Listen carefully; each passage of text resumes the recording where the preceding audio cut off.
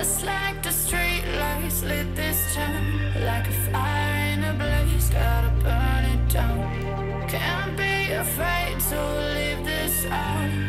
We got this far, don't know how.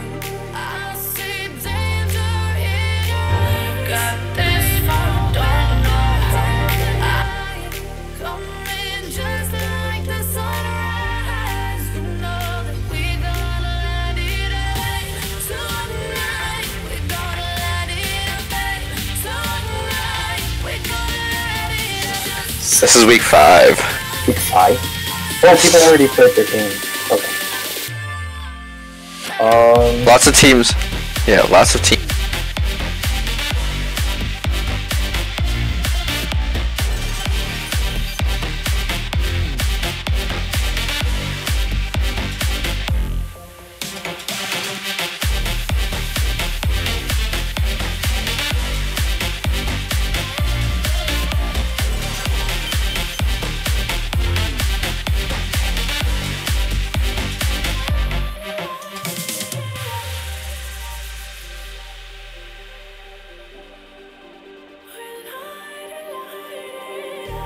Just like a spark that's breaking out. Can't make a stop, can't turn back now. We know that there's no room for doubt. No, we can't turn back now. I see danger in your eyes. They know we'll burn down the night. Coming just like the sunrise. You know that we gonna let it away tonight. We gonna let it away tonight. We gonna let it away just like the sunrise. We gonna let it away now.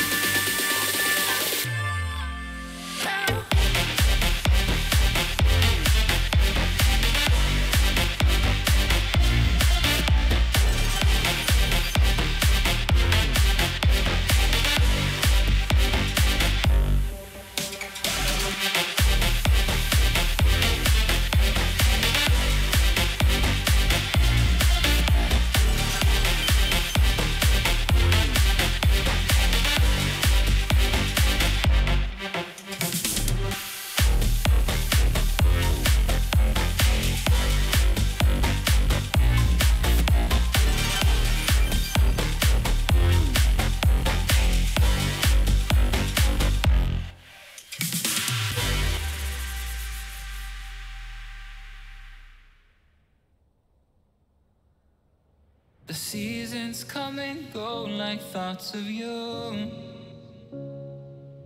Like a wave returns to the sea into the blue. They change but in a cycle that I can't lose. Each painful but delightful to live through. You came into my life just like another season. Not for long, just a time, just like another season.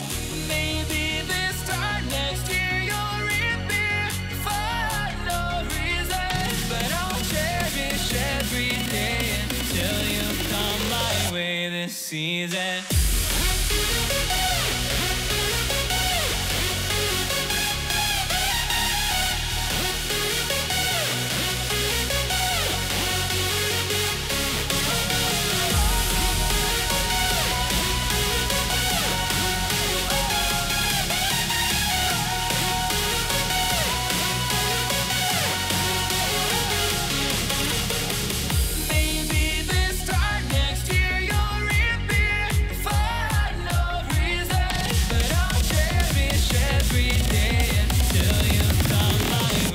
Season.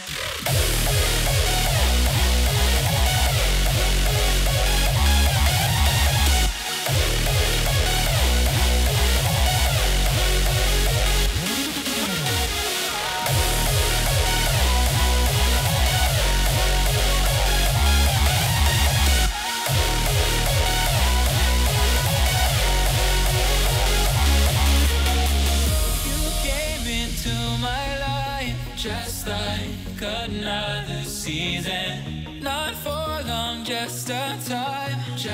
like another season. Maybe this time next year you'll reappear for no reason, but I'll cherish every day until you come my way this season.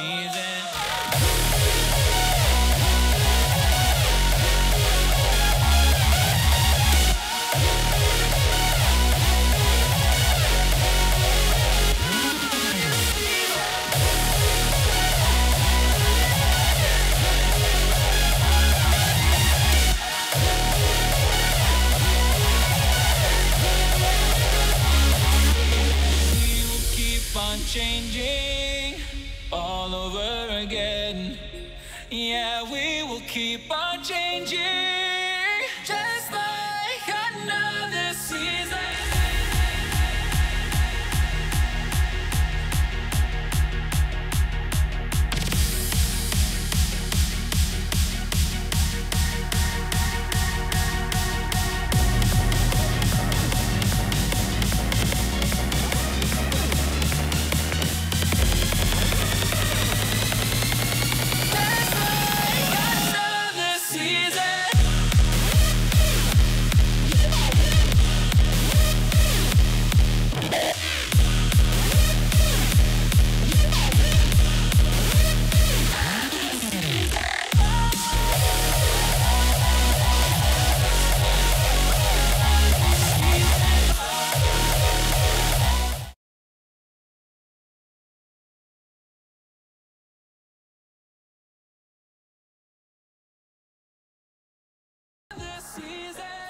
Alrighty. We got a good one coming up here. Sentinels 3-1, the Busaders 0-4. So it's Busaders and Sentinels.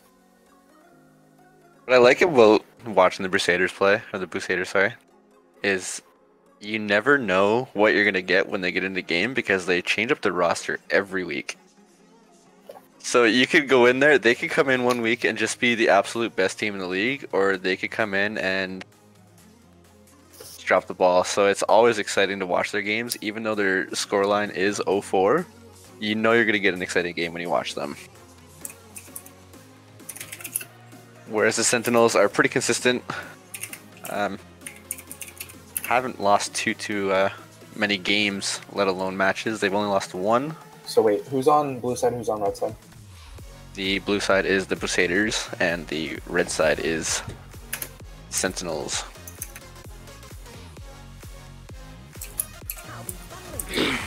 Sentinels coming off one win. Their only loss going to Yeehop 5, which is another team that's exciting because they can smash you, or they can Fair enough. come out and just play like a yikes, but and we remake.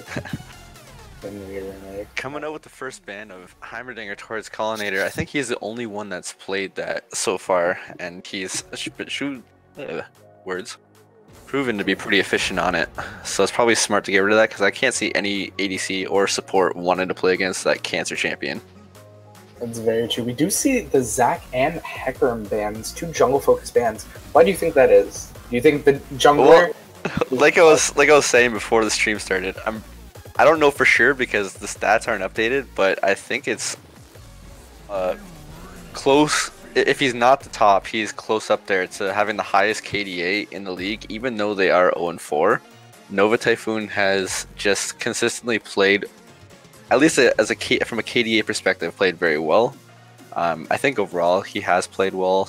They just can't translate those leads that he gets into actual wins, because he plays a lot of tankier style engaged junglers, not like the hard, like he doesn't play the hard carry Graves and Kindred and things like that, so it takes away a little bit from his carry potential. Well, I guess that's why we see 3 tank bans. But as we're getting into the picks, we see Aatrox picked up for Bugnuggler, Poppy and Gragas picked up for the Sentinels. I like that Aatrox top pick. It's still one of the strongest picks in the game by far. Oh, absolutely. If him or Urgot are up, you can automatically assume that they're going to be first picked. I think the surprising thing, though, is that Kaisek falls through from the side of the Sentinels, and they get another power pick on the side of Busaders. They get potentially the two strongest picks right now in the meta. Yeah, I think that's kind of a misplay by Sentinels. Yes, Poppy is a strong lane, especially versus Aatrox, but I don't think Poppy was in that much of a position to be picked. Gragas, another strong Predator jungler. As we're seeing nerfs coming to different runes, Predator has become more and more, present in the meta. But I definitely do agree with you. I think it's a complete and utter mistake that Kai'Sa is getting left this far down into the pick and bans. We do see Vayne getting picked up. I did not expect that one. One thing you can say, though, about the Poppy and Gragas pick, you can flex them around. You have seen Poppy go both top and in the jungle role. Gragas can play jungle. I've seen him top a few times. So he's been picking up some support games, and I mean, you always could get that one montage video where he goes in the mid lane. So I guess you can use those as more flex picks. And maybe they had the Vayne as their Kai'Sa counter. Maybe Collinator is saying, you know what, Drowsy can have this champion, I'll give him, a strong pick, but I think I can outplay it with the Vayne. We're going to have to see, but as we're getting into the second phase bans, Alistar, Rakan, Braum, all support bans, and I love to see Rakan and Alistar bans, two of the strongest supports right now, as well as Braum. So, and there's Tom Kench, a fourth support ban. They're really trying to pinch Liquid and the Mighty Need. And that just makes it look like if they flex this Gragas pick into the support role, there's 4 bans coming out here in support, and now Gragas can actually jump up that list and look like one of the stronger picks down there. So it'll be interesting to see what the side of Busaders take now that the support is so pinched off. I think you're right. Yeah, Graves going to be put into the jungle. Another another rune that we didn't talk about was Dark Harvest. Even though, they took 20 AD off, and that big nerf to Graves with 3 AD off of him. Oh god, they ruined the champion. But I think you are right. It's either going to be Gragas or Poppy into the support role. I'm more leaning towards the Gragas with you. As we see the Lulu. Now, in Worlds, we have seen Lulu go mid to try to empower the Kai'Sa. So I'm curious to see if they're going to put the Lulu into the support or the mid role here. It's hard to tell. It's really hard to tell. Like, you want to see the Lulu go into the support role, I think, because if it goes into the mid role, you lose a lot of that late game damage. You are 100% in on that Kai'Sa, and then there's the Syndra. Kind of as expected that the Lulu was going to go into the support role. You need another damage source. Aatrox is going to be more of a distraction in the back line. Trundle, he's going to get rid of a tank, but he's not going to be, going to that back line, killing that Vayne. And I can't see, Kai'Sa is not going to win the Vayne versus Kai'Sa matchup later on in the game if the Vayne plays proper. So you need a secondary piece of damage, and when you have, you see a Vayne, they don't have anything to protect it from the Syndra ult. There's no shields, nobody's going to, you can't walk in front of the Syndra ult and block it. So I think that's a good pickup here from the side of the Busaders. Get rid of that Vayne in the team fights and let the Kai'Sa clean up the rest. Yeah, I do have to agree with you there. I do like the team that the Sentinels have created, though. That if you do think about it, Gragas will probably go a more tanky build. You have 2 frontline and 3 damage carries. Because the thing is, even if you delete that Vayne, you can't forget about, 150 Dark Harvest stack Graves, who can basically one-shot anyone on the side of Busaders. The Syndra is vulnerable, the Kai'Sa is vulnerable, and to be honest, Trundle can't really do much of anything to the 1v1 against Graves. And I think it was a mistake in not banning Graves if you're going to pick that Trundle. Yeah, it looks like they really focused in on thinking that Gragas is going into the jungle. And smart move by the Sentinels there to use the flex picks of Poppy and Gragas. So that, even if, say, they had banned out, the Graves and something else, you can just slot that Gragas into the jungle. Or, you can put the Poppy into the jungle. Like, there's so many different opportunities that so many different ways that they could have gone with that. So just a very smart draft on the side of Sentinels. And like you said, it's going to be very difficult for this Busaders team, to execute the team fights properly. Gragas gets a little bit tanky. That he's only going to be able to ult one person. Syndra, she can do a lot of damage, but if you can force her out with the Gragas ult while you're, the Vayne is hitting the front line and it kind of clears them out, that stops her potential from taking Vayne out of the game. So it's going to be up to the Busaders to really play their team fight smart, whereas I feel like the Sentinels are going to have a little bit more room to play. They're going to have a few more opportunities where if they do make a mistake, they won't be punished as heavily as if Busaders makes a mistake. I do agree with you there. Something to take note of is the lane assignments themselves. Poppy into Aatrox, we are seeing Poppy and, other picks like Fiora starting to be played into the Aatrox due to the fact that they just do so well. They can block the CC, block the dashes that Aatrox does. And to be honest, they don't really care about, Aatrox raw damage when in reality they're just building a tank. And we already did touch on the Graves Trundle matchup where Graves does just, cram down the Trundle's throat. So I'm curious to see and hear your opinion on what do you think the Graves versus the Trundle matchup is going to do for the rest of the map? Well, you're looking like you're going to want to see Graves pathing towards the Lissandra or the Vayne. You're probably just going to leave Poppy up on her own. She should be able to survive that matchup, and as long as she plays around that, knowing that she's not going to get, the jungle support, and that Trundle's probably going to try and go up there to get the Aatrox a little bit of a lead, it should be, in the side of Sentinel's favor, because Graves is just going to have higher tempo early on in the game. He's going to excel, at the quick skirmishes, and he has the CC from both Gragas and Lissandra to get into those lanes and look for the ganks.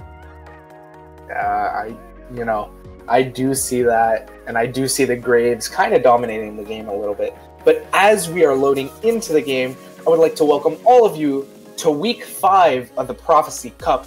My name is Robert Sordo Santiago, casting alongside Jake I Glory Duval. And I'm excited to get into this game. I've been focusing a little bit on how the Sentinels look like they have the better overall team comp and an easier way to execute. Don't count the Busaders out, because you know what? Nova Typhoon, you've seen it before.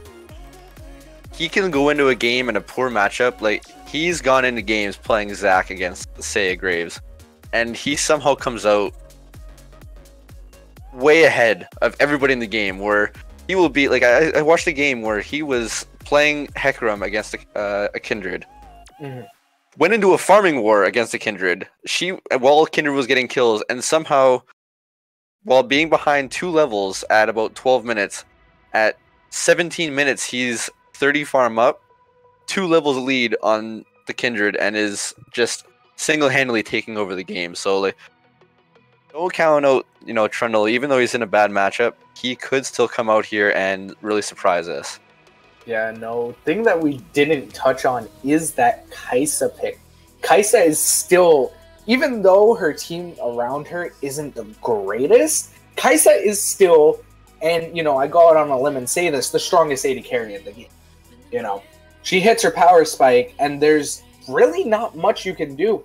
The invisibility that she has, plus her killer instinct shield, is just so much. So we're going to have to see if they can even kill the Kai'Sa before she just melts through everyone. Because let's be real, that Kai'Sa damage is a lot. But as we get into game... Sorry about that, Jake. As we get into game, we have... I can't even read the top laner's name. Forget the names. Go on with what you were saying, Jake. These names are ridiculous. I was going to say, the bot lane matchup is in the favor, I think, for the Kai'Sa. Just as long... If there's no jungle interaction, the Kai'Sa is not terribly weak early game. Most other ADCs, they have a little bit of a range advantage against her, which gives them that advantage, but she's around the same range as Vayne. I believe they're the same range, or maybe Vayne has 25 more. I'm not 100% certain on that one. But you have the range advantage from the Lulu into the Gragas, and that Gragas is going to have a rough time for those early levels where, you know, the Lulu is just going to get free harass. You can't really do much in that in the position of Gragas without having your jungler nearby in order to get into their face and, you know, go for that all-in, because you're just not going to win trades unless Drowsy or Mighty Mead really step out of position. I think there's something else to notice. The Vayne took hella blades. That I've not ever seen that. I don't know if it's an actual thing or if it's just you know, maybe since the little bit of a change. Like, I don't think they changed it too much aside from the Jhin interaction. So I guess we'll have to see how that works out for him. Yeah, no, especially in a lane against Kai'Sa and a Lulu, where you know you're supposed to have that range disadvantage between the supports, and you're gonna get poked out a little bit more. See how he survives in that lane without having that fleet footwork. Yeah, no, I definitely think it's a bit of a misplay, the fact that he has Hail of Blades instead of fleet footwork. That, yes, fleet footwork has been nerfed a little bit, but I do agree with your point. Lulu does have insane amount of harass, plus the Kai'Sa damage, so you need to be able to heal. So I expect the Vayne to be going Bork first, trying to get a bit of sustain, because if not, she is not going to have a good time, and I don't think the Sentinels are going to make it to late game at that point. Yeah, it does look like, though, if you do go the Halo Blades, you're really going to be focusing in on that late game. You're basically sacrificing your laning phase, and you're saying, you know what? We have a strong jungle mid matchup. Where do you think they're going to win that lane and be able to support us and get us to that, you know, 2 or 3 items that Vayne wants to get to before she really starts turning on? So we'll have to see if they can get to that point before, you know, Kai'Sa just turns online and can take over this game if it's not kept in check. I mean, another disadvantage is that Kai'Sa just hits her item spike way before Vayne. The thing is, Kai'Sa with Rage Blade can still do massive amount of damage versus, you know, just a Bork Vayne. I'd much rather take the Kai'Sa than I would the Vayne in that situation. So they're really putting a lot on them reaching, you know, 30-plus minutes in this game and still being, you know, not an advantageous spot, but, you know, a half-decent spot. As we see a trade going on in the top lane. Poppy going in, getting the autos down, gets the shield down as well. And, wow, this matchup is really not going well for the Aatrox. All the pots burned on both sides. Yeah, and she does have that, you know, she has the grasp, and she also has the corrupting potion, so she's going to sustain back up. Aatrox, on the other hand, is going to have to play a little bit safe. The wave is pushed against his favor right now. Yeah, no, we do see the heroic charge in, but the W from the Aatrox kind of saving his life there. So yeah, if he doesn't hit that, I'm going to say he at least burns flash and could potentially die. Heroic charge in yet again. Poppy trying to get something out of this. I don't know if her Hammer Shock is going to kill here, so I'd be a little bit careful there. Yeah, it looked like that in, what is it, the W from Aatrox that pulls you back. It looks like that really kind of evened the lane back up. Because as soon as she got pulled back by that, she took a little bit too much minion harass, went in for a poor trade, and it kind of brought Aatrox back into the lane. Forces her to burn that TP in order to not miss that caddy wave. Yep. But we're going to see the Poppy is just building straight armor. Oof. That Aatrox needs to get Black Cleaver in a heartbeat, because if not, he's just not going to have a good time. That a Poppy will eventually not take damage from the Aatrox. She'll basically just be like, you think you do damage? My Hammer Shock does more, and I take no damage in return with my passive. So, I don't know. I need to see the Trundle start to go up, because the Poppy is pushing, and we're starting to see that more and more. And another thing to note is the ward coverage is more towards the bot side than it is top. So, Trundle, where are you at, buddy? You know, he is playing a similar style to what I've normally seen him play. He is not a jungler that is super proactive in the early game. He's more of a get that, you know, first jungle item and hope that his lanes can kind of self-sustain until you can really pop off and take over the game just from getting that XP advantage that I was saying in the pregame. And it seems like they're doing a decent job. They have a little bit of a CS lead in the bot lane. They're even a CS mid lane, and he's pretty even in the top lane with a TP advantage. So I think that's good on the side of the Busaders, because the Graves you would think would already be taking over this bot lane or this game a little bit. That is true. We do see the heroic charge in yet again from the Poppy. But something to take a note of is that, okay, we see Lissandra going in, getting some poke damage, but this Vayne is extremely low. Body slam in, but the Trundle is here. Pillar goes out, flash burned by Liquid and fourth. And wow, we were just speaking about Nova Typhoon not ganking, and well, there he is, burning a flash. Very, very smart, rotation over there by Nova Typhoon. He sees that they might potentially try and go in. The Vayne is low. And he gets over there to force the summoner out. Oh, hello! Ult comes out by the Lissandra Predator. Forward flash by Pickaxe. Hello. You know what? In less than a minute, he's able to get 2 flashes, which is exactly what you want to see out of Nova Typhoon, especially in a matchup where he's supposed to, have the disadvantage. Oh, hello! Wait, Liquid! Jesus! Whew, he just took a lot of damage out of nowhere. I think he forgot about Kaisa passive doing a lot more damage. Collinator with Nerves of Steel not burning the heal there on that 5th part of the passive by the Kaisa. Leaves him with about 7 HP. Wait, would you heal in that situation? Let's be real. No, you'd let me die. No, see, you know what? As an ADC main, it's you look at your support lane, he starts spamming your heal, and you say, "Why are you even standing there, you stupid noob? Back the fuck up." Jeez. That's just the way it usually ends up working out. But you know what? It ends up not even needing it. Maybe he can use it more proactively later on, or to save himself if he has to. Now here's the thing to note. Graves did just take the Infernal Drake. No one has any wards on it. No one had any idea. And that's just a free stack for the Graves, plus an Infernal Drake. Bonus AD, bonus AP. And that's exactly what the Sentinels are looking for. You have such a late game team comp. Fire Drake is perfect for what you're looking for, like this kind of style. Exactly. Trying to get into your power spike sooner than later is exactly what they were going to want. They want to get to that 2 or 3 item spike before the Vayne really gets, to 3 or 4 items. Because once the Vayne's online, you have the, a little bit more reliable engage with the Lissandra or with the Gragas. Whereas on the side of the Busaders, they don't really have any engage aside from, say, the Trundle Pillar or a flash knockout from Aatrox. Yeah, that is true. Ooh, the W going in, Killer Instinct forward, body slam, the Condemned there, Lulu ult coming out, but Liquid the 4th, he doesn't have flash, and that's going to be first blood over to Drowsy. Very confident play there from Drowsy to dash in, knowing that he had the full support from Trundle and the Lulu. Drowsy didn't even burn a summoner.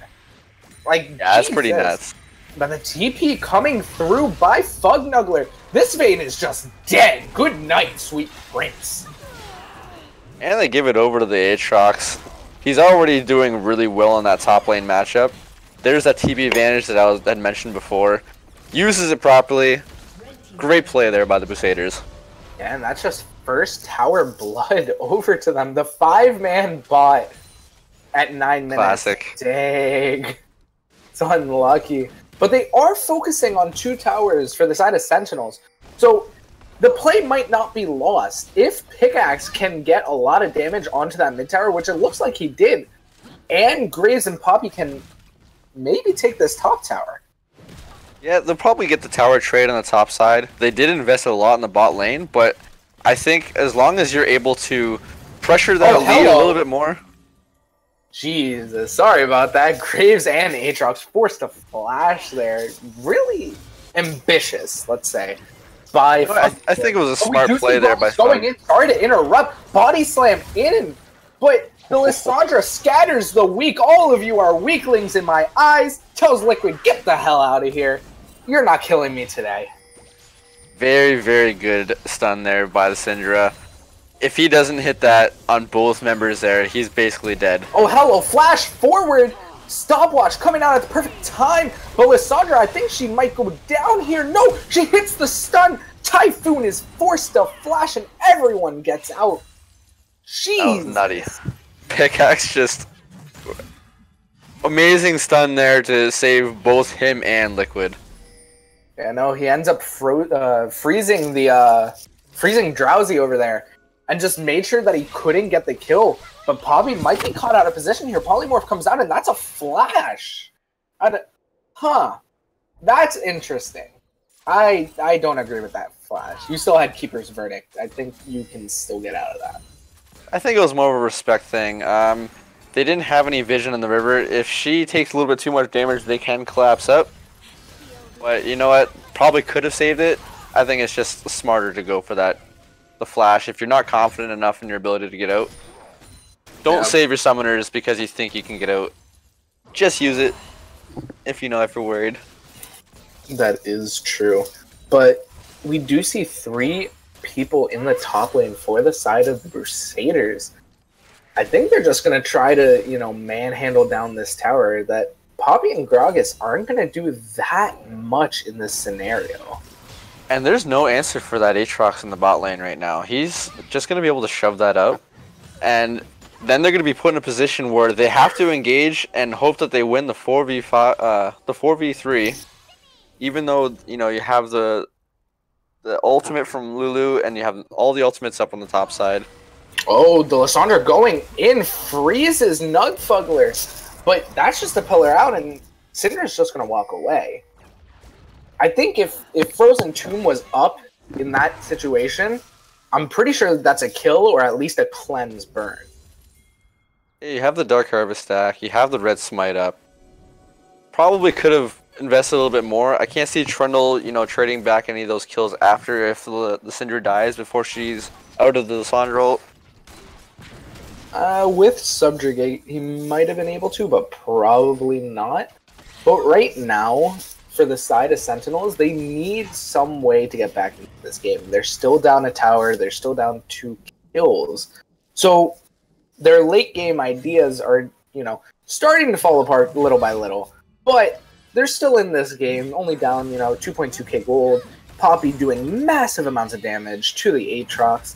And really, Aatrox wants to continue this fight. Interesting to note here that even though Aatrox is sitting in that bot lane, for about a minute, still behind in XP to this Poppy. The flash forward by Drowsy. That's going to be the cast. Lulu uses ult, flashes away. Heal used by Kaisa to try to get Lulu out, but Vayne is running after her, passive going forward.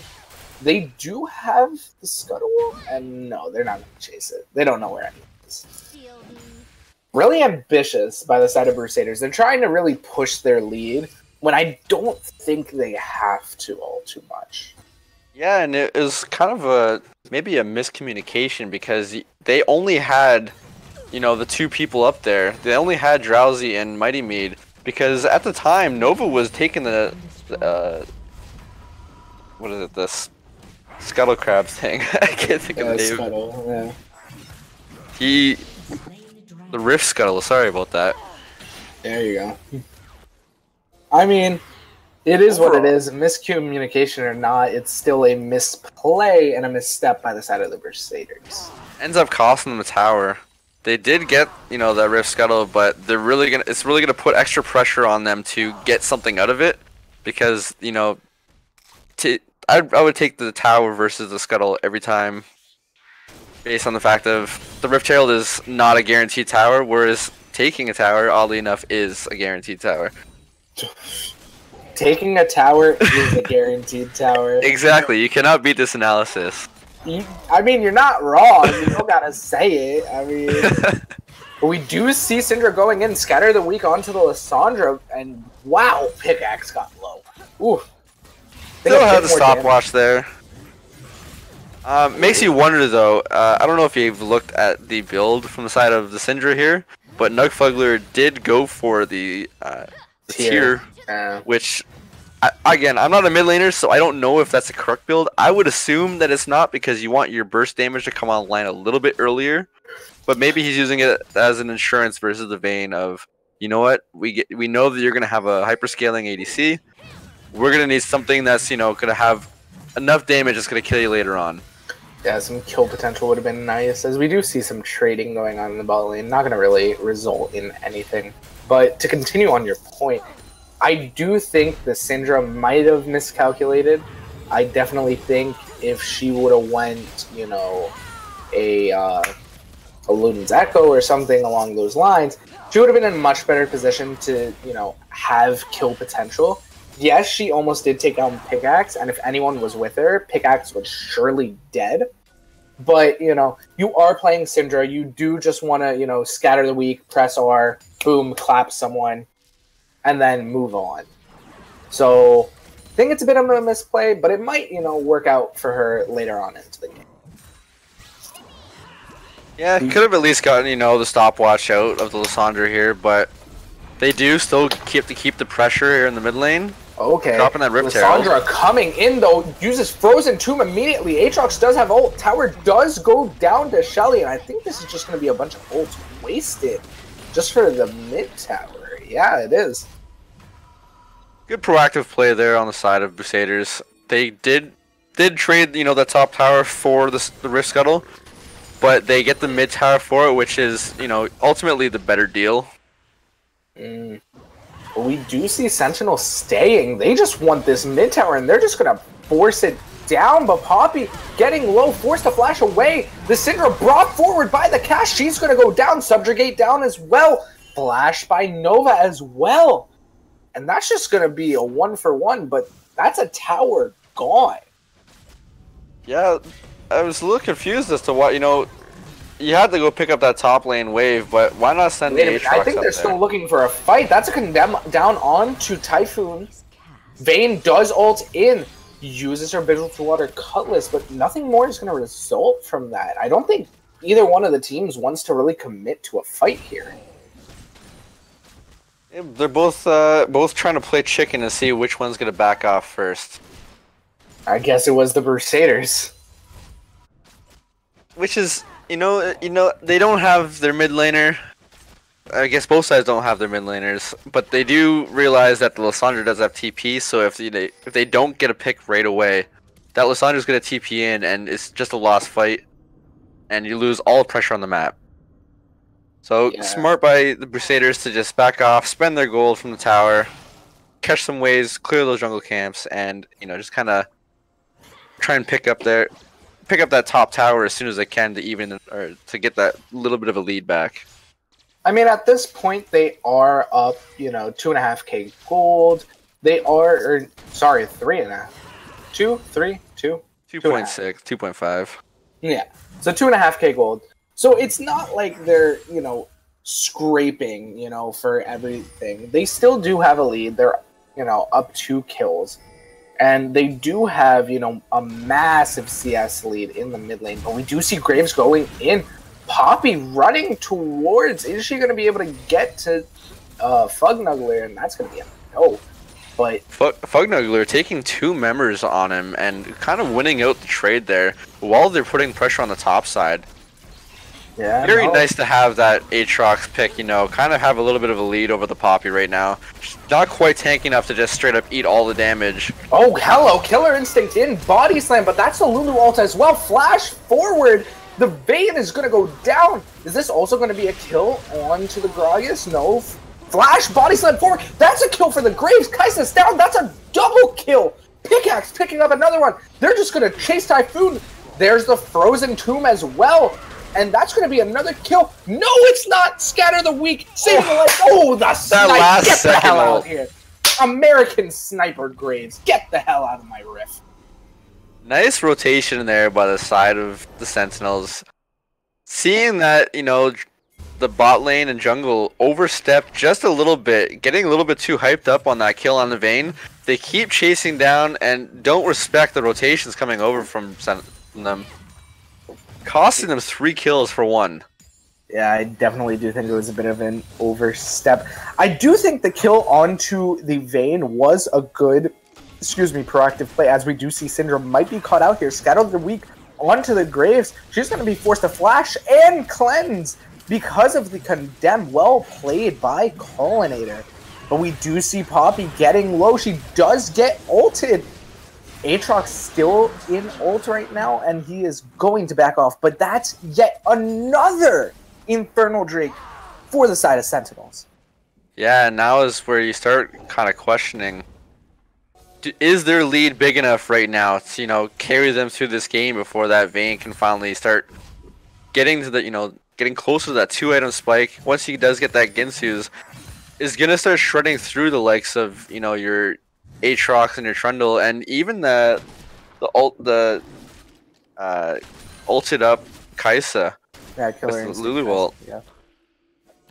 So you gotta start wondering, you know, how much more do they need to how much bigger of a lead do they need before they can really start putting the pressure on? Because they seem to make very proactive plays, overstep just a little bit, and, you know, it's like 2 steps forward, 1 step back, but too many steps back, and that Vayne's just gonna start shredding through you. But I mean, we start to look at the gold and where it's placed on each team. For the side of Busaders, the Kai'Sa's up almost 2,000 gold on the Vayne. So I wouldn't, you know, say that the Vayne is in that good of a position yet, because Kai'Sa right now just hit 2 items, and Vayne is still on Bork and Boots. And another lead to look at is top lane. Top lane is almost 1,000 gold right now, sitting at about 900.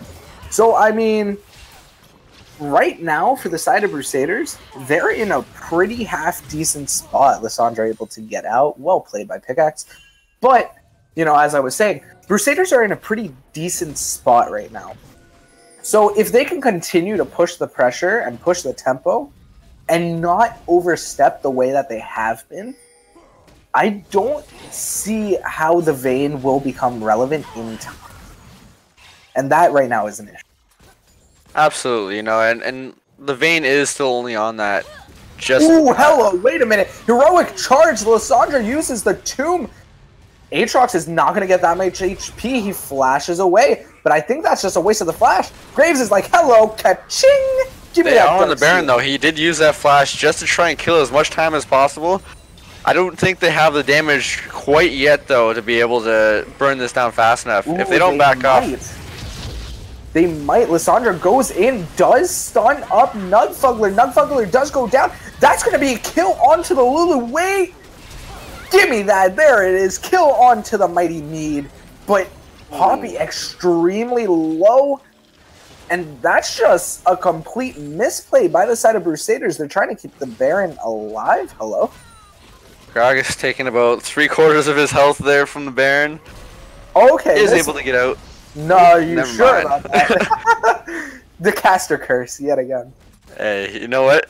It happened the last time I casted as well. Every time I would, you know, compliment one team on making a very good proactive play, the other team would come right back and do something just a little bit better. I love it. You know, both teams just going at it, making smart decisions. I mean, can we really say what Busaders just did was a smart decision? Yes, what I'm saying is they were making smart decisions before, and now it's on the side of the Sentinels. They're the ones that are picking up the smarter decisions. They traded back and forth. I would, the way this game's been going, I would expect that the next team fight is going to go on the side of the Busaders because the Sentinels just won that one. So, something to, you know, make a note of is this Lissandra, right? She is 3-1-3, and no one on the side of the Busaders has any MR except for Merc Treads on the Trundle, and that's it. And you know what? You can't even kill this Lissandra because she has so many ways of, you know, stalling out a fight. If you catch her in the jungle, she can press her ult, she can then press her Zonia, so she gets almost 5 or 6 seconds of stasis where you just can't even touch her. That should be more than enough time for the rest of the team to come over and, you know, remake the team fight even. But on the other side of the coin, no one on the side of Busaders has a QSS as well, or a Mikhail's Crucible on the Lulu. So right now, that Lissandra is at probably the strongest point she's going to be at for the game, where no one has anything. Just as you say that, here comes the the QSS. Yeah, of course. Like, why would it be any different? God, I love casting. It is a smart buy, though. Yes, you do have that big lead over top of the Vayne, but you have to take your Lissandra tax. It's just like you play against a Malzahar, you have to pay that tax, and that's gonna cut a lot of her lead down because of having to buy that one item. She is up about 2k still, but 1300 of that is in an item that she's not gonna be able to use as damage in a team fight. Oh, hello, Poppy making the misplay, but Keeper's verdict tells him, get the hell out of here. I'm not dying today. I'm not burning anything. So, well played by the Poppy. But yes, you are right. A lot of her lead does go into that. And, it's unfortunate, but everyone does have to pay their taxes. Uncle Sam says, I still want your money. Except you don't have to deal with Uncle Sam, and I do. But we do see Lissandra flash forward. There's the Frozen Tomb. But Vayne just getting free hits. There goes Lulu down. Aatrox does not have ult. Lissandra's going to get out. But Aatrox might go down. Heal by the Kai'Sa. The Kai'Sa's just getting free hits in. And that's the Poppy dead for chasing. Typhoon getting extremely low. Still Keep an eye on this Kai'Sa ult here. Yeah, there Kai'Sa, it is. There's the killer instinct. She's ignited, but she does not give a damn. She is just killing everyone in her path. And there it is. Scatter the Weak does come out. Pickaxe getting low. So is Liquid, but they both get out. And that's just a 3 for 2. But the pause does come out. Looks like we have a battery issue on Poppy here. Oof. Maybe that's the blame for that. Maybe that's the blame for that team fight there. Running in 1v3, thinking that she had a little bit more follow up, but not realizing that the health bars of the rest of his team just too low to walk up, knowing that the Kai'Sa is full health. Still come out of the trade, 2 for 2, so not the worst thing. And you still have your jungler, so they can't pick anything up. They have that top side wave pushing, so somebody's gonna have to pick that up. I'm going to think that Graves should be able to pick up this, Infernal Drake as soon as they back off. And if he's able to do that, 3 Infernal Drakes when you have a Lissandra, Graves, and Vayne, it's going to be scary. Yeah, that is a very scary team that you have to face now. But taking a look back at that fight, that was a lot. You had the Lissandra come in, flash stun, Lulu instantly ults, hits the wild growth. Lissandra gets knocked up. They try to kill her, but like you were saying earlier, she frozen tombed, and then she's Zhonya'd, and then you can't kill her, and she's just sitting there like, what you gonna do? It be like that sometimes, But you were right. Kai'Sa comes in with the killer instinct, negates the ignite by the Gragas, and just sits there and free hits. Imagine if she had a hurricane there and just free hits everyone in the front line. Completely melts everyone. So, I mean, right now it's a pretty scary situation for Sentinels, but they did play that fight extremely well. You have to give them credit at that. Absolutely, and a lot of that comes on the back half of that Gragas. If he uses that ult or misses that ult, I think that the Kai'Sa is able to clean that up. He gets the kill on both the Aatrox and simultaneously knocks out the Kai'Sa in that last little bit. If she doesn't get knocked out in 2 or 3 seconds when she gets her E back up, she's killing the Gragas, and she might even be able to push down the tower or find that Graves or even go take the dragon. Because of that ultimate, he's able to kill any of those ideas. They're just gonna have to try and back off because I don't think it's a smart decision for them to go towards the dragon, knowing that you don't have your jungler and they do have that Grave still up. He is low, but if he were to, just go to once he takes a camp, he's probably gonna heal up a decent amount because Graves things. Yeah, just Graves things. Now, something that I just noticed: this Graves build. I don't like it at all. I think he took his spike that he had. He is 404. I can't find his score, but he could have went Stormrazor into Black Cleaver or, into a GA and had a lot more AD and a lot more firing power and be able just to melt through everyone. So I think it's a little bit of a misplay to go the Black Cleaver. I think it's an outdated build, going the Black Cleaver into whether it is Stormrazor or PD. I think in this instance he wants to go GA, which is yet another misplay in that sense. But I do think the better build would have been Stormrazor's Black Cleaver or Stormrazor's GA. Definitely not Black Cleaver GA, which it seems like he's going. Yeah, it looks like he's again along with most of the rest of his team. Oh, hello! Wait. Oh man. Frozen Tomb coming out. Oh my goodness! Great map awareness by Pickaxe there. But as you were saying, Jake.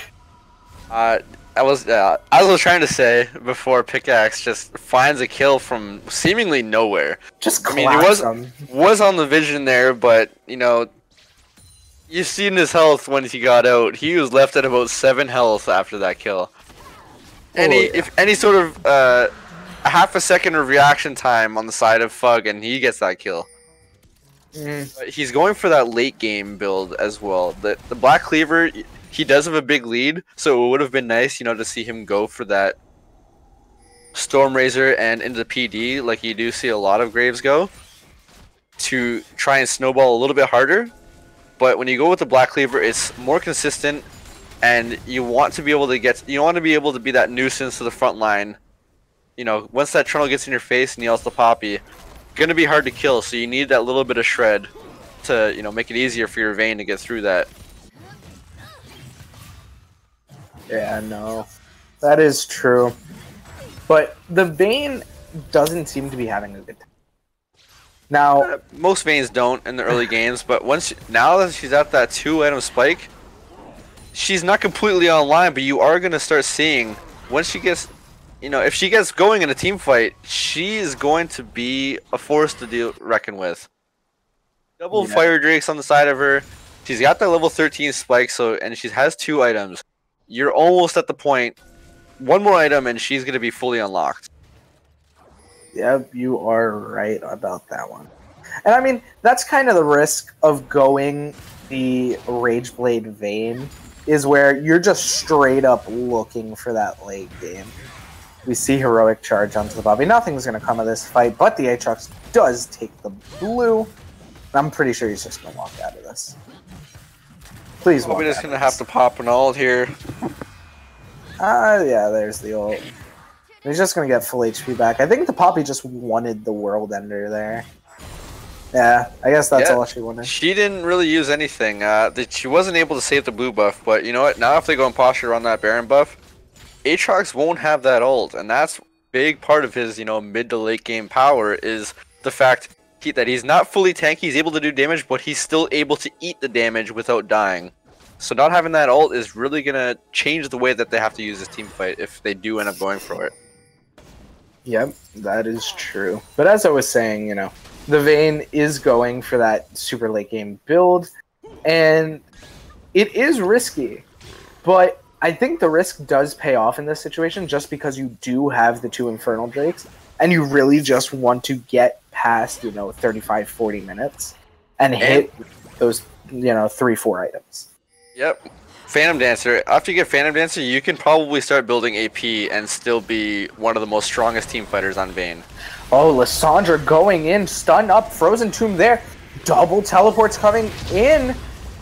Poppy Keeper Verdict, and this is just going to be a disengage. Poppy forced a flash, so is the Aatrox as well after the teleport in. Yeah, no ultimate there on Aatrox, so he has to respect flash, because if he gets caught over there, he just dies, and they lose too much momentum. They can just take the Baron at that point. Yeah. I mean, it was a great response for both teams. They did see, the Baron dance going on, but I do think the Busaders here are going to come out a bit more ahead. You see the TP from Lissandra coming from behind. She doesn't have Frozen Tomb. Keep that in mind. Aatrox ults forward, Poppy getting low, but Vayne doing massive amounts of damage, and that's the Kai'Sa down. And this is probably a one team fight for the side of Sentinels. Vayne with a double kill. She is just going forward. She does not care. Flashes out of the scatter the weak. They can still go in here, but they're just going to turn onto this Baron. And like I said, there's that Vayne, you know, once you're able to get that one kill in a team fight and you get to ult reset, just so much damage is able to come out once you get those 6 stacks on the Ginsus. She's gonna run right through any of those tanks or the front line. She, like, nobody stands a chance health-wise if she's able to free hit. Yeah, that's what she was able to do. And we saw the Gragas come in with a flash body slam. No hesitation, just killing Nugfugler in a heartbeat. But you are right, this Vayne is starting to pop off, and we're starting to see the power of Hail of Blades Vayne. She's just getting so much attack speed out of nowhere. And just getting her Rage Blade up so quickly. And the thing with Rage Blade, it applies onto Vayne's W, and it just does ridiculous amounts of true damage. So the Trundle can't do anything, the Aatrox can't do anything, and especially if you hit that Kai'Sa, she just melts instantly. Yeah, didn't even have an opportunity to use her ult in the middle of that team fight. She just took one misstep and she was done. She had Graves on her, she had that Vayne just kind of two-shot killed her right away. Wasn't even able to live through the Lulu ult. So able to pick up the Baron, get that tower bot lane, and now the game just seems like fully in control on the side of Sentinels. And I mean, this is what we talked about earlier. For the side of Sentinels, they're just trying to reach that, 35-minute mark. And that's about where they are now. The Vayne hitting 2.5 items. Even though she's behind the Kai'Sa, in reality, the Vayne just becomes so much more useful than the Kai'Sa due to the fact that she just does so much more damage. Frozen Tomb does come out, though. I'm pretty sure Pickaxe is just dead. And that's going to be a kill onto Nova Typhoon. And as we were saying, that Sentinels was in control, Like I said, man, every single time I say a team does something good, they go, like, the other team goes out and does something to kind of take that away. They had all 3 lanes pushing. I think I don't know if it's a miscommunication or what, just a mistake on the side of Pickaxe. All he had to do was just play safe. He had people pushing bot. Poppy had 2.5 waves at the tower top. If he just backs off and rotates bot with the rest of his team, they should have gotten a free tower, maybe even a dragon. But now it's going to cost them some of that time on that Baron buff. Oh, this might be a misplay by the Aatrox not stopping the teleport in. Poppy does come in. Lulu ult forced to be burned. Keeper's Verdict does miss, but we do have Vayne there just free hitting, but Vayne is going to die. Kai'Sa does go down as well, and we might see more trading here. Typhoon doesn't get stunned up, and we do see the Scatter of the Week come out, but everyone's just going to walk out. But both ADCs do go down. I think that was a little bit of a misplay by the side of Cullinator. He just went a bit I don't know. forward. I don't know what happened there. He was fighting the Kai'Sa and completely disregarded everything else going on. He just kept using his Q to dash into the wall so he can get the auto resets. Meanwhile, the Trundle came up, throws his pillar down, and was able to get into auto range of the Vayne while she had Condemn up. Just completely one-track minded there. I think he's going to want that team fight back. Yeah, no. A bit of a misplay by the Vayne, but she does hit that 3-item power spike. So, I guess it's alright, because now we get to see a really strong Vayne, but that fight could have been won a lot easier if the Vayne would have, stayed alive and not tunnel visioned as hard as she did right there. Exactly. Now, you have the Vayne, like you said, 3 items. Looking for her to start building probably a little bit more defensively, if I were to guess, or at least a Maw or something to survive from that the Syndra ult. Sorry. Yep. I definitely think a QSS might be a good option for the Vayne to get if she does get Scatter the Week, which she did in that fight.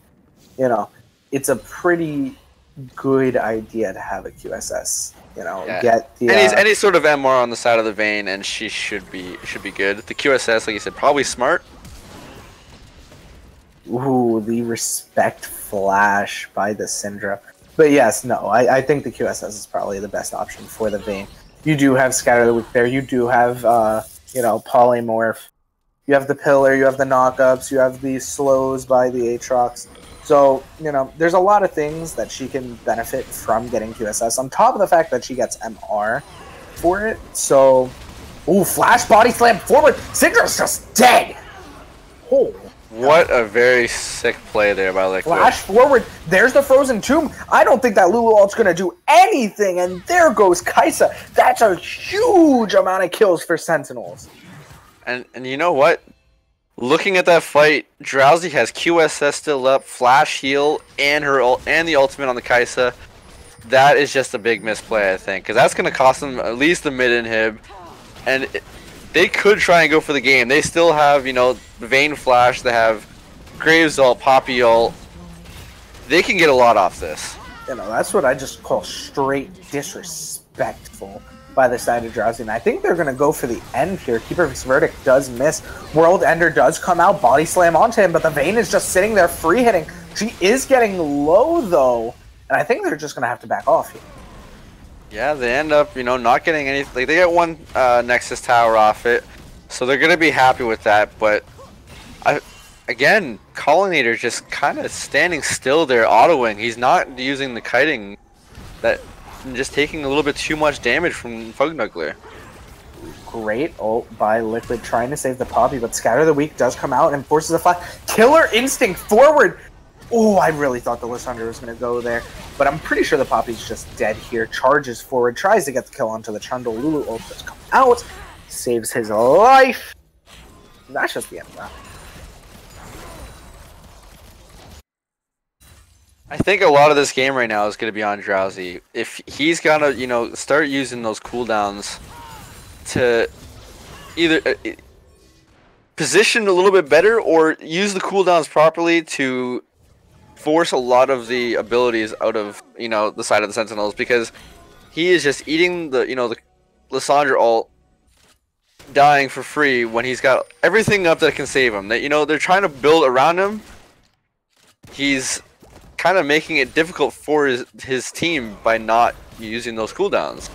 And Scatter the Weak does come out. Pillar body slams away by Liquid. And yeah, the Busaders are just going to go for the Desperation Baron here. I don't know how this one's going to go. Vayne isn't there, and they kind of have to do something.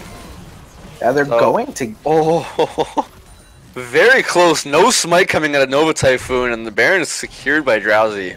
Holy hell. I really thought the Gragas stole that. I think if he was AP... I seen that Gragas ult hit inside the Baron pit just as the Baron died. I thought he stole it.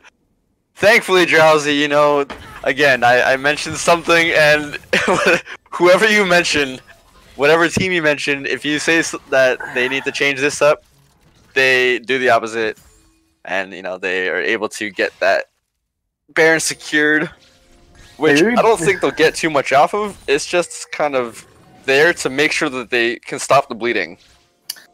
Yeah, I think we need to, stop talking about the teams at this point, because Jesus Christ. It ends up being just bad things happen. But we do see the Elder Drake coming up. And another pause. Oof. 400 It would not be a Prophecy Cup match if there wasn't at least 10 minutes of pauses in each game. Man. Every single game. I know you haven't casted this league before, but pretty much every game has at least a few minutes of pause time. Gotta love it, gotta love it. But it does give us time to talk about win conditions.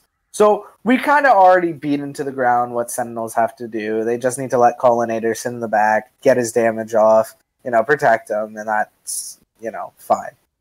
For the side of Busaders, it's kind of a bit more complicated. So how do you see Busaders winning this game? I think they need to play around the Lissandra timers. Lissandra's going to look when I can see if they don't fight exactly around this dragon, they're going to have to wait for that Lissandra flash cooldown to be up, because she wants to get as far into the backline as possible to just kind of disrupt and, make time for Colonnador to get some damage off. I think it's going to be up to Nova Typhoon to, when she does go in like that, he has to have a good pillar to keep Colonnador out of that fight. Because, you have Graves that can dash over it, so he's going to have not too many issues with it. But the Vayne has to run around it. He's going to need the slow to keep him out. If they can avoid getting all in while Lissandra is using both her ultimate and her Zhonya's cooldown, if they can get into a fight once she's vulnerable, I think that's how they win this fight.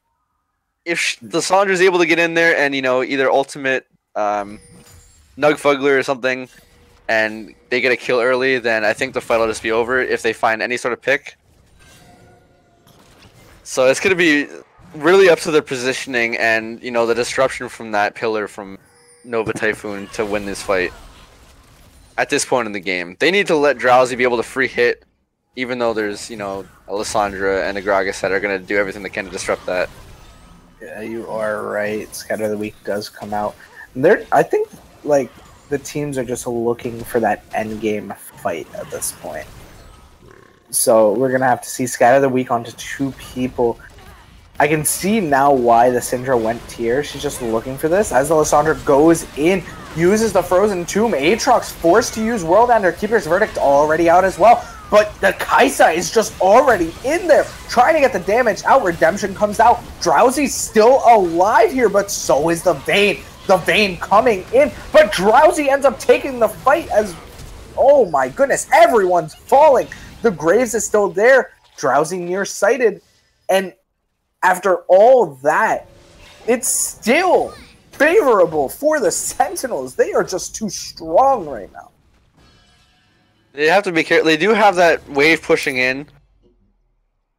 Busaders have to respond to that mid wave or they're going to lose their Nexus turret. Yeah, we do see the Aatrox going back. But that does mean the Elder Drake is started. Lissandra chooses not to use her teleport to come in. Graves starting to get low. And there's the teleport from the Aatrox. I think they're going to try to fight this. Oh, and there's the cancel out of the Aatrox. I think a little bit preemptive there from Pickaxe. But you know what? He does get the Aatrox to stop his TP. Dragon resets, but ultimates are going to be up soon for Kaisa and Lulu. Looks like they're just going to back off though, and they're going to have to try to defend this. 2 Fire Drakes on the side of the Sentinels running down mid. Yeah, this is not going to be that fun of a time for the side of Busaders. Now you have to deal with a double Infernal Drake Elder Dragon. But on the bright side, their inhibitor has respawned. And the Kaisa is starting to get really, really close to getting that 5th item. So, as it stands right now, the Kaisa messed up in that last fight. She got way too far in, and she just got blown up.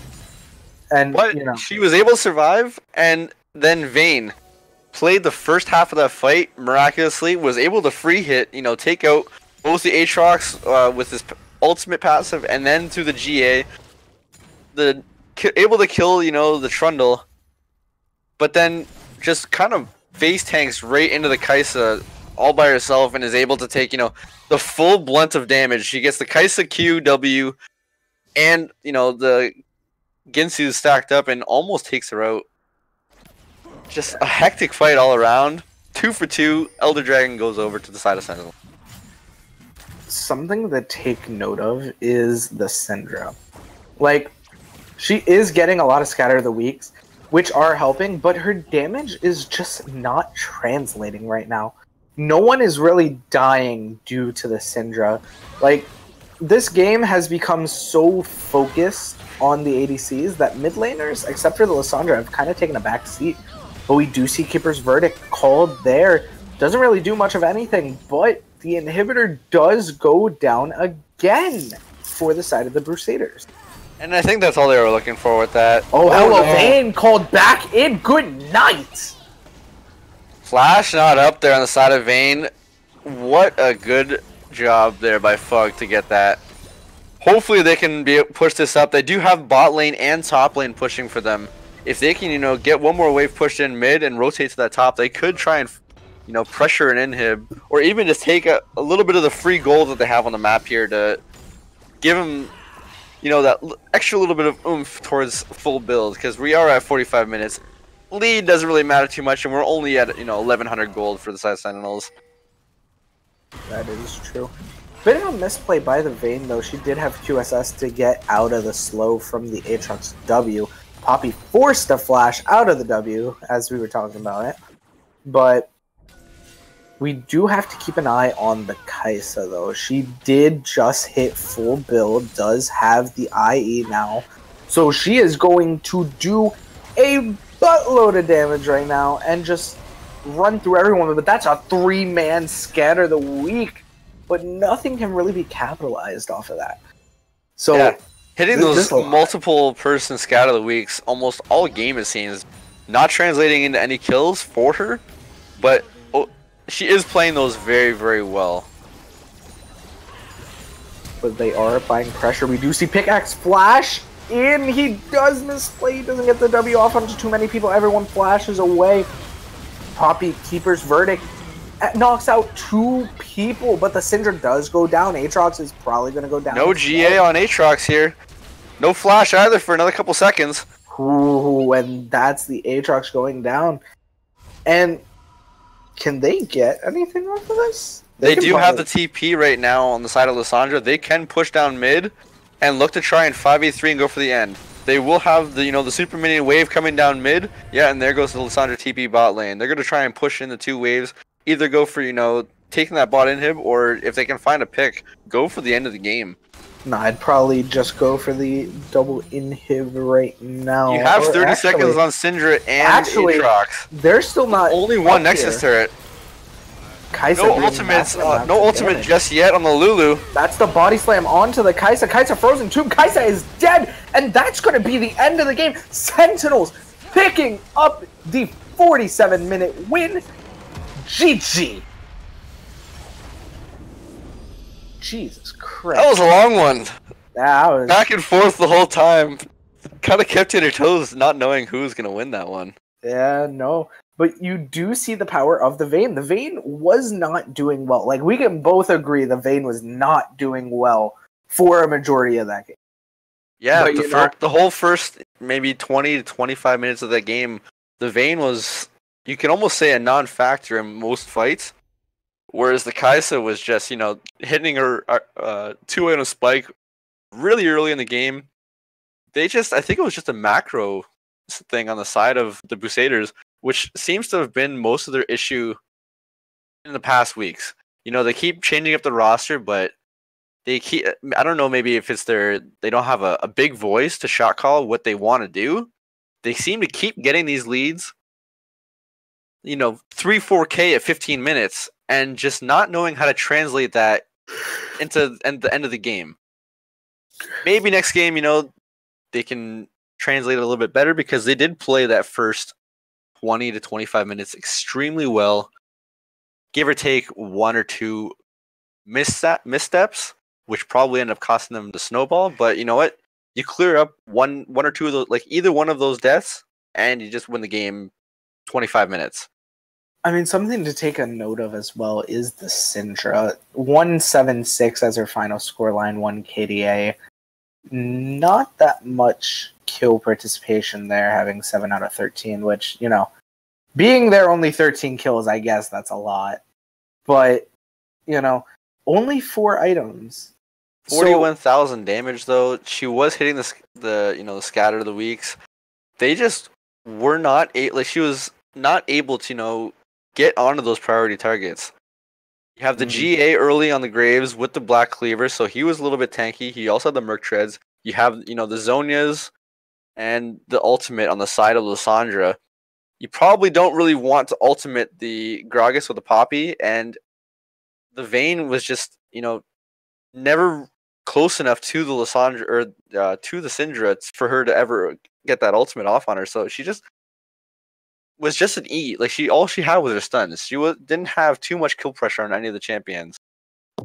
That is kind of true, but we can both agree on the fact that Vayne just came in clutch and just did buttloads of damage. But also that Graves as well did so much work. 6-0-13, perfect KDA.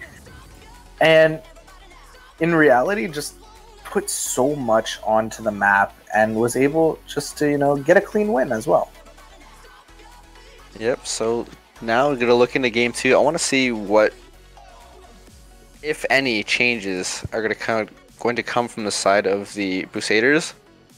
I think if they, come out with a similar playstyle that they did in game 1, they can try and turn those little mishaps into a victory because they did play the early game well enough.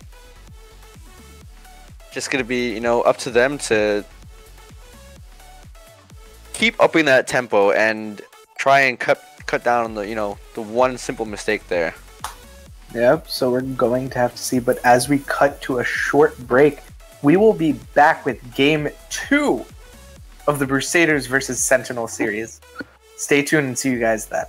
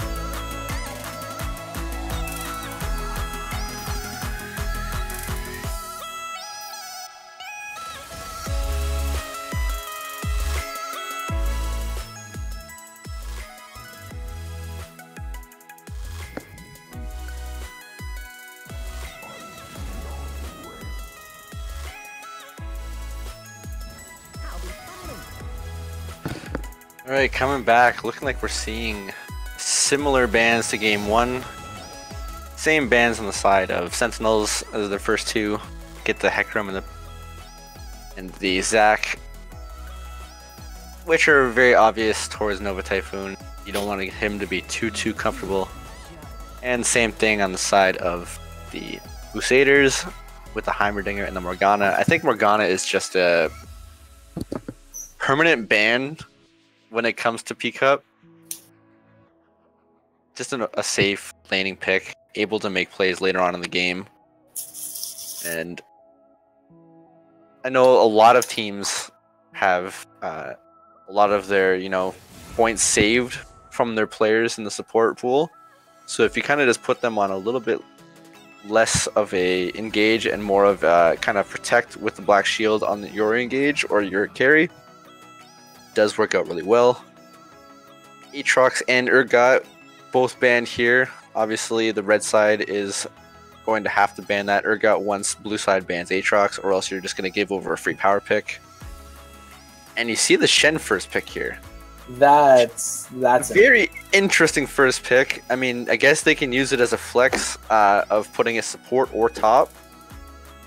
You could see the River Shen, Loki. You could see it. I mean, I guess nothing is out of the.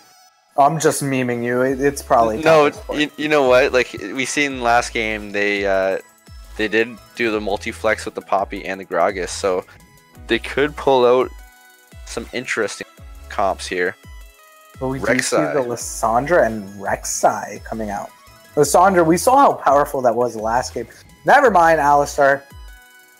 Yeah, I can't that see. Was banned. Was that banned? Oh yeah, because they didn't have they banned Urgot last game. So giving Mighty Mead to Alistar, two really good engage tools already on the side of the Busaders, which I think is exactly what they were lacking last game. They got the lead, and they did look like they were a little bit hesitant to, put too much pressure, but you also have to remember, and we didn't actually mention it too much last game, they had no real engage. Their engage was trying to hit a scout of the week on the right target, but they were just too tanky for for them to be able to burst somebody off of that. Maybe put them on the side of having a little bit of engage tools, and maybe they have a different game last game. Yeah, that is true. But we do see the picks kind of flip here. Drowsy now on the Vayne, and Collinator on the Kai'Sa. Ooh, spicy.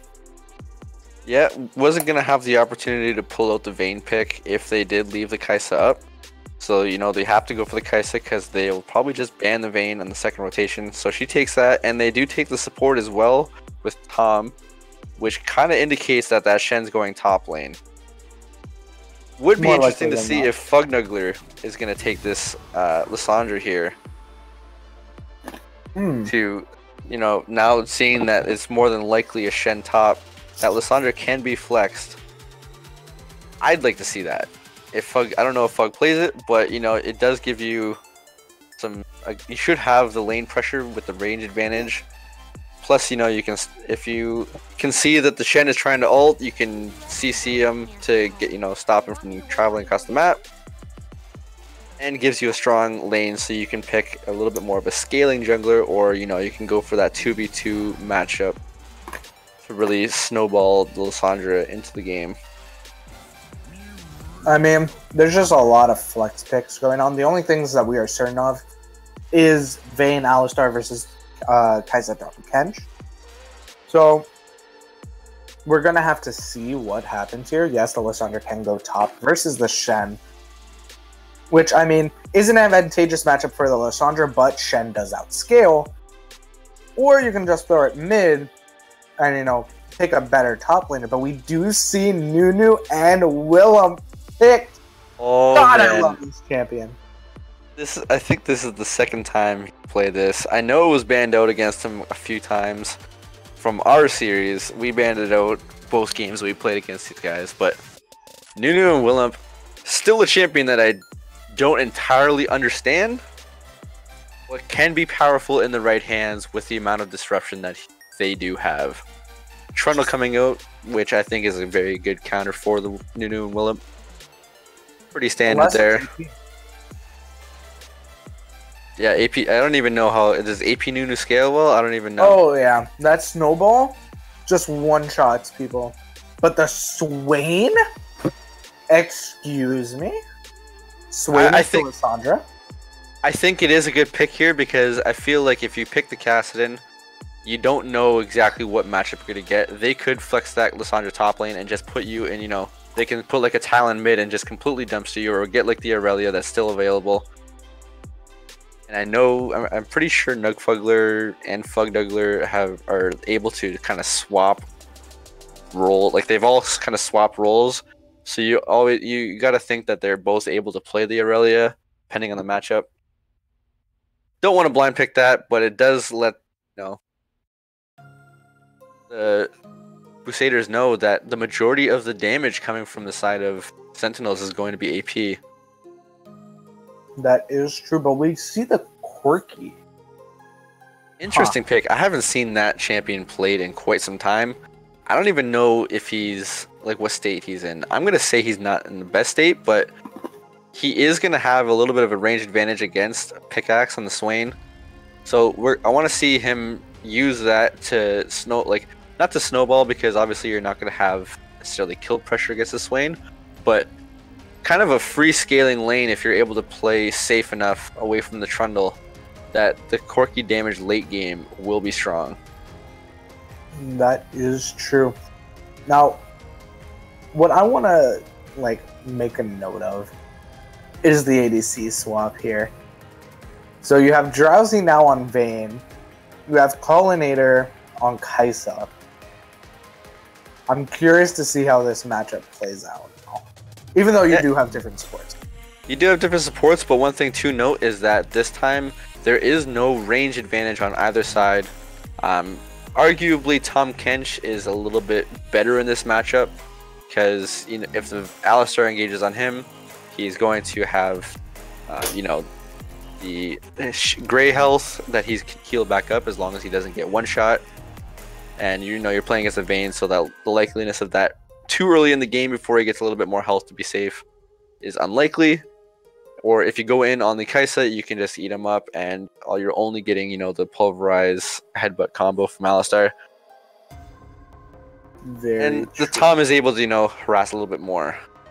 But on the side of Busaders, they go for a more scaling composition this time, which I want to say plays away from their strengths. Their strengths have so far this season play extremely well in the first 15 minutes of the game, get leads in lane, get that 3, 4, 5k goal lead, and then it falls off with their mid to late game decision making. Maybe they just think, well, you know what, our mid to late game decision making is poor, so why don't we just pick champions that even if we suck at it, we can just kind of outscale our decisions. Or maybe they just have confidence in their shot caller this game that they're gonna, play smarter and play the late game team fight just better than Sentinel. Very true. Now, I want to get your opinion on the Nunu versus Trundle match here.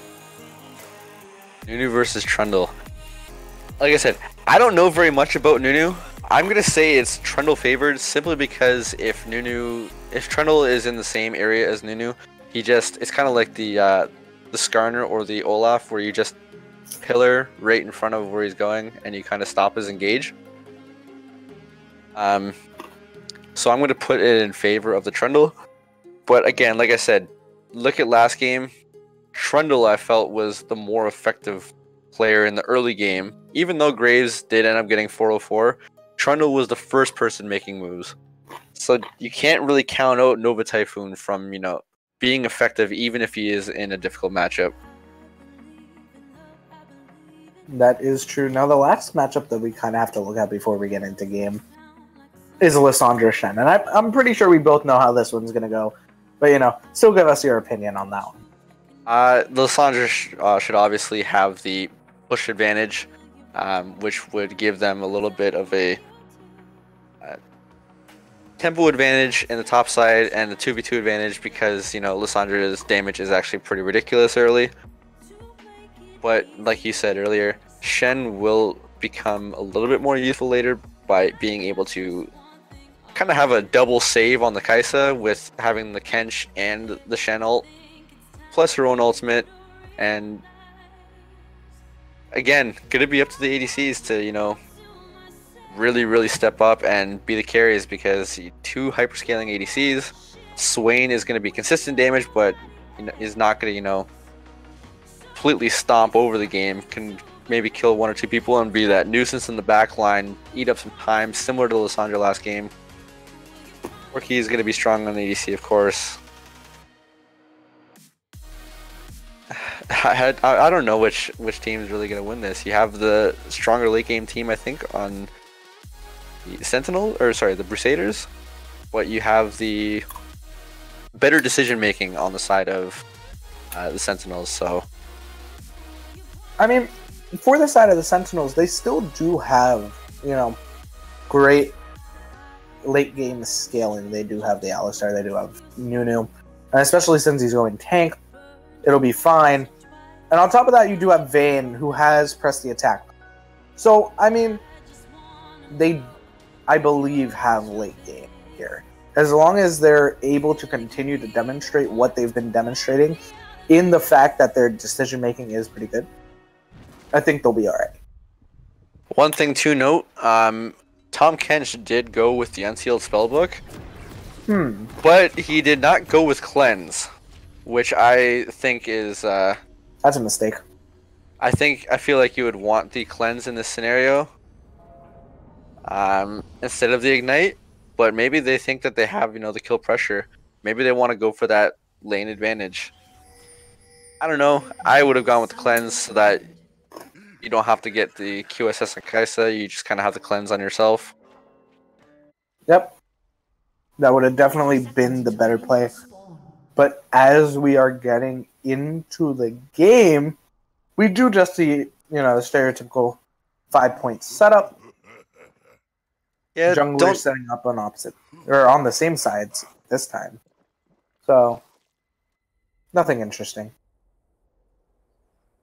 Yeah, neither team here, I think, really wants to look for too many trades. You might have a little bit more early game damage on the side of these Busaders just because they have 2 ADCs, but no real way to get in there and do damage, and you still have the Tom Kench tanking. You have 3 or 4 tanks on the side of the Sentinels that you're probably not going to shred through anybody too easily.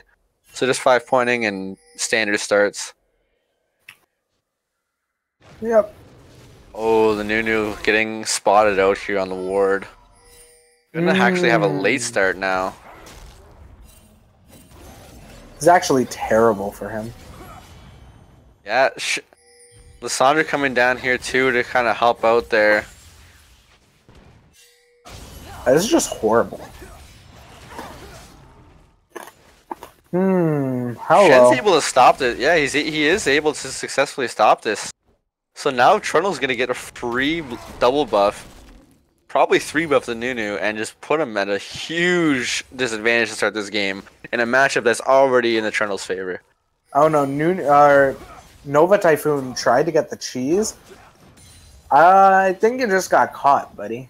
Yeah, very good ward. I don't know who put that one down. It looks like 4 people have placed wards. I'm gonna say it was probably either the Trundle. I can't pronounce this, Pichelot or something, or Swain on Pickaxe. One of them put that ward there. Very, very smart to read the thought process of Nova. Yeah. Level 2 engage from Alistar. Nothing really comes from it. But Trundle coming in.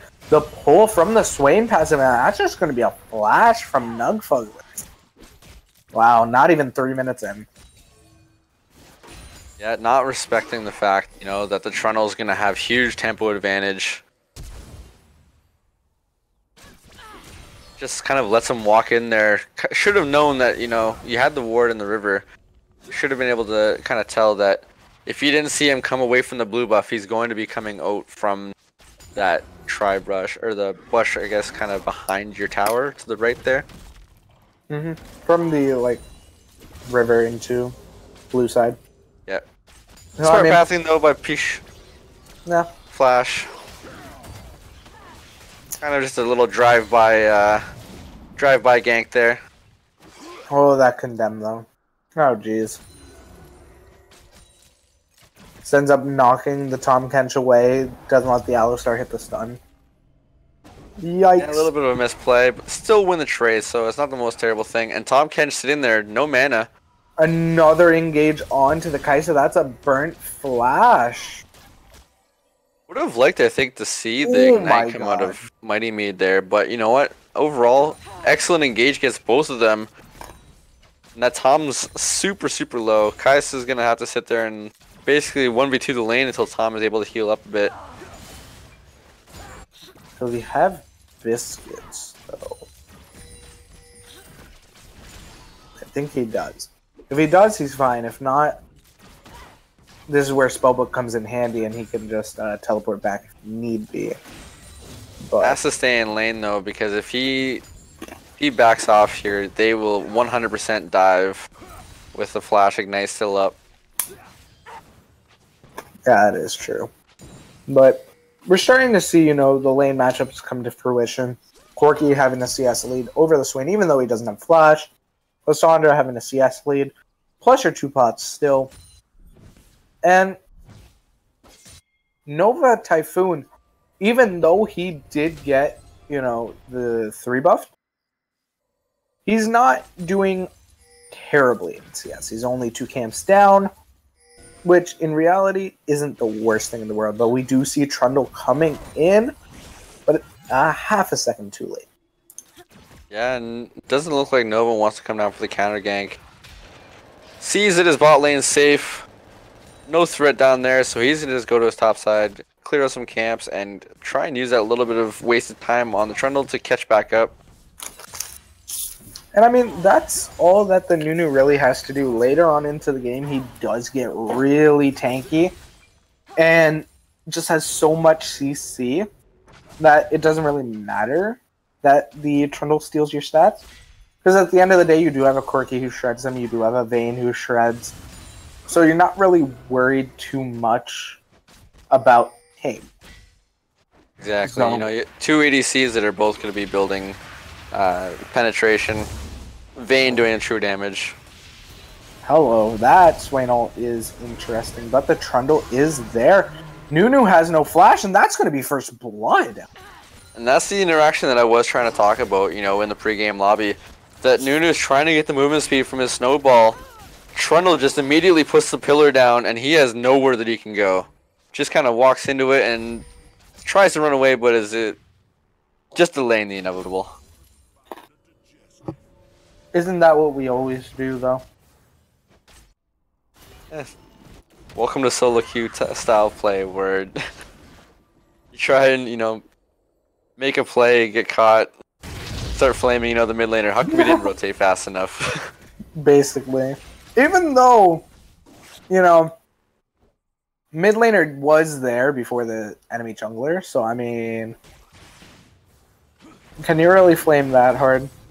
But Hey, you know what? If this is solo queue, you can can flame always everybody. flame hard. Even if they make the right play, you can flame them for making the right play. oh yeah, you already know.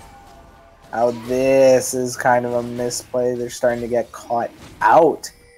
Yeah, kind of a Wait, kind of a misplay there by both teams. Ooh, that's I a guess. condemn onto the Swain. The Swain's gonna go down to the Mighty Mead. But Vayne's super low, doesn't get the blast plant. Lysandra's in there as well, but the Mighty Mead in kind of a terrible position is gonna go down to the Kai'Sa. Kai'Sa getting low. Corki still full HP. Lysandra does not have ult. There's the taunt onto Liz, and she goes down. At the other end of the fight, though, Nug does get the kill onto Tom Kench, but Pickaxe is back, and he's out for a vengeance. Gets the movement speed forward and forces Nug to flash. Shen coming up on the Shen's side. still It should there. be a kill. There it is. Yes. That was just great for the blue side. And they're just going to open this game with that. Yeah, you know what? 1.2k gold lead here, 8 minutes in, no towers taken. And a little bit of a miscommunication there, I think. Shen did ult on the Tom, hoping, I think, that the Tom would go in. Did back off, but it still ends up working out in their favor. They get, I believe it was a 3 for 2 or a 4 for 2 overall in that fight. Yep. And I mean, And they stopped the dragon, which is what they wanted to do overall. something to talk about is what you said last game as well. Wait, this is gonna have to wait. Tom Kench is really caught out here. And Randall coming up though. They do respect that he could be there. Just get some nice poke damage. Yep. But what I was on about was with Nova Typhoon, he's completely caught up and is now ahead of the Trundle in CS. So I really did not expect that. Like I said, for whatever reason, I don't know like what happens exactly, but he seems to get more camps from you don't even know where. He just happens, he disappears for 30 seconds, comes out and he's got 4 camps from topside. Meanwhile, there's only 3 up there, and you just say, where did he get this extra 4 CS? It's almost like he just pulled it out of nowhere. Yeah, I mean, he does have scuttle control, and he is sitting there stealing camps. Right now, he's sitting there stealing the blue buff. He could have taken Grom. They have control of the map, even though they're down in kills. So, a lot of this falls onto Nova Typhoon, just creating pressure out of nothing. And keeping the Trundle from CSing, in a sense. Yeah, he's reading the pathing of the Trundle very, very well. Maybe one little bit of a mishap in the mid lane there. Maybe didn't think that the Trundle was nearby.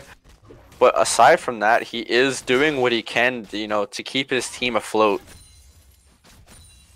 And if you look at the top side, you can even start to see, after the TP's been used, the Shen now not really too worried about the Lissandra damage. He's got that Spectre's Cowl, able to start farming up. He's back up to even in CS.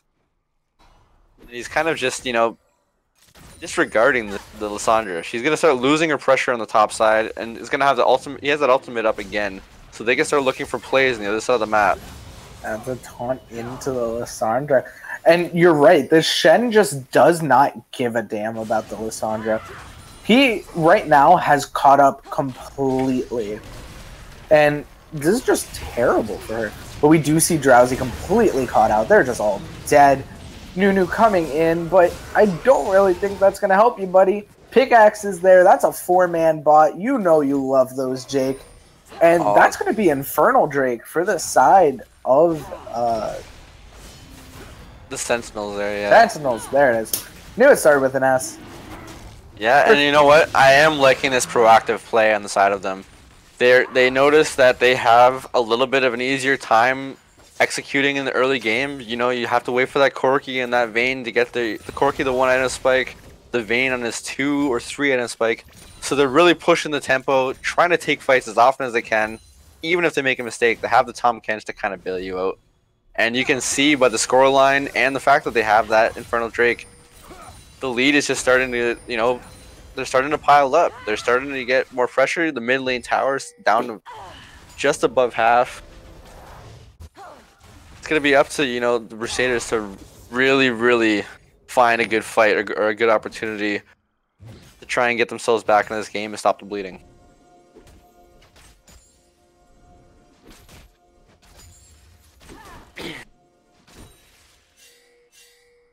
Vayne doing a decent job though, keeping up in CS, even though it is a pretty difficult matchup for those two. If she can get that Blade of the Ruined King relatively soon, it'll definitely give her at least an opportunity to help in the team fights. But until she gets at least that 1-item spike, she's basically, bona fide cannon minion in the middle of a team fight.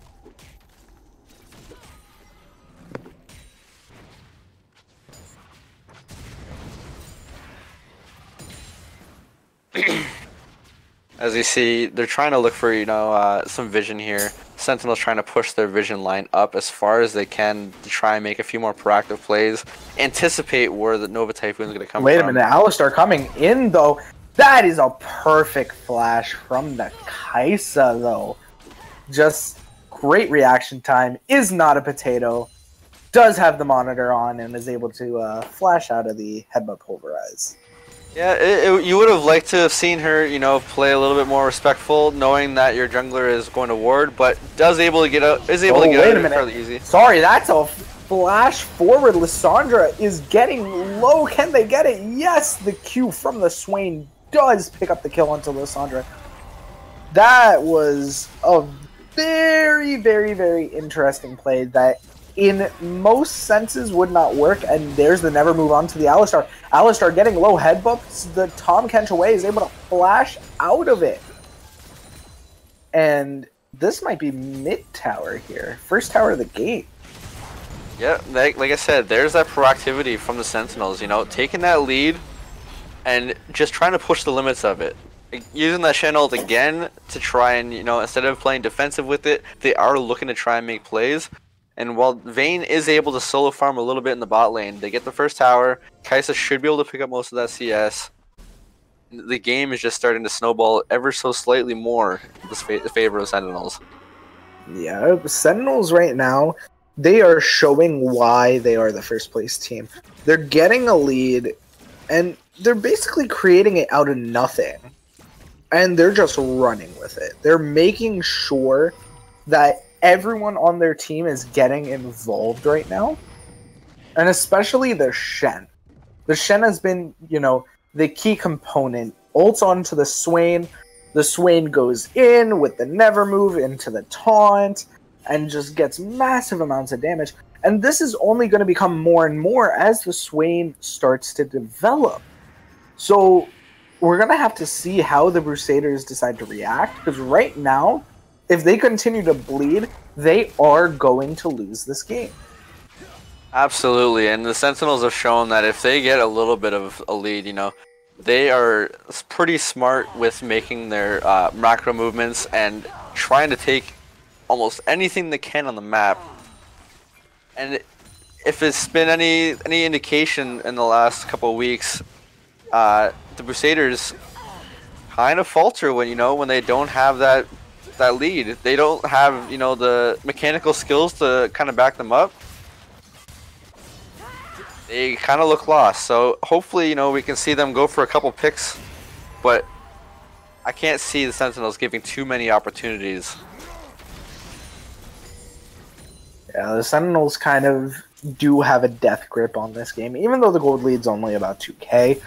You know, there is a lot of freestanding gold. You still have the top towers, you still have the bot towers. That Quirky going a bit too forward, but that's 5 people bought for the Busaders. They're going to try to win this. Pickaxe goes into Zhonya's, but he doesn't care. He still gets massive amounts of damage. Trundle does go down. The taunt goes forward. Spirit Refuge is there, but the Nunu does do a lot. Tahm Kench trying to save the Shen does, but gives up his life. Shen goes down anyways. There goes the Kai'Sa, and that's a double kill onto the Vayne. Busaders just coming back into the game. Jake, we need to stop talking shit about the Busaders. You know what? I'm going to keep doing it because it makes these games exciting. Just as we're saying that, you know, they need to make a big play and Sentinels aren't going to give them the opportunity. They make a big play and the Sentinels overstep. They do not respect the damage coming out of Vayne after he gets that Blade of the Ruined King.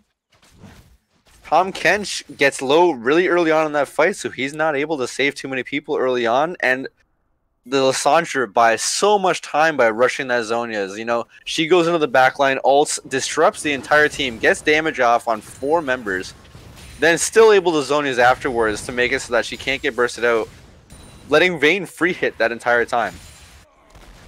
Yeah, and I mean, this is the same story all over again, where Vayne just gets to sit there and free hit and just do massive amounts of damage. And, you know, the fight actually looked half decent for the Sentinels, but I don't know. They somehow blew their load way too early and just lost because of it. I think a lot of it did happen, have to go off of the Mighty Mead making an excellent pulverized combo there. I think he got two of the main members there. He got the Trundle and the Swain, if I'm not mistaken. Took them out of the fight for, you know, just long enough for the Vayne to get a kill onto the Trundle. You can see now why that Alistar pick was banned in game 1, because he's looking good on it. even though perhaps his scoreline doesn't necessarily show the full story.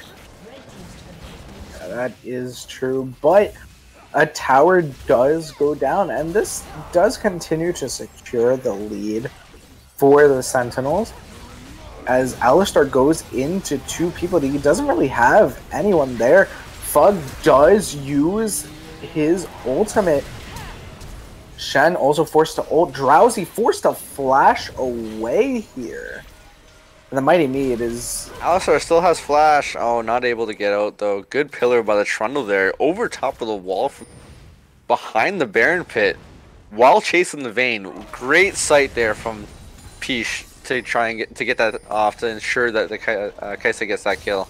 I think that's a bit of a misplay, though. I think if he wouldn't have put the pillar there, the Alistar flashes, waste the summoner, and still dies. Yes, you don't get it onto the Kaisa, but that is a key summoner down. So, you know, hindsight's 20/20, though.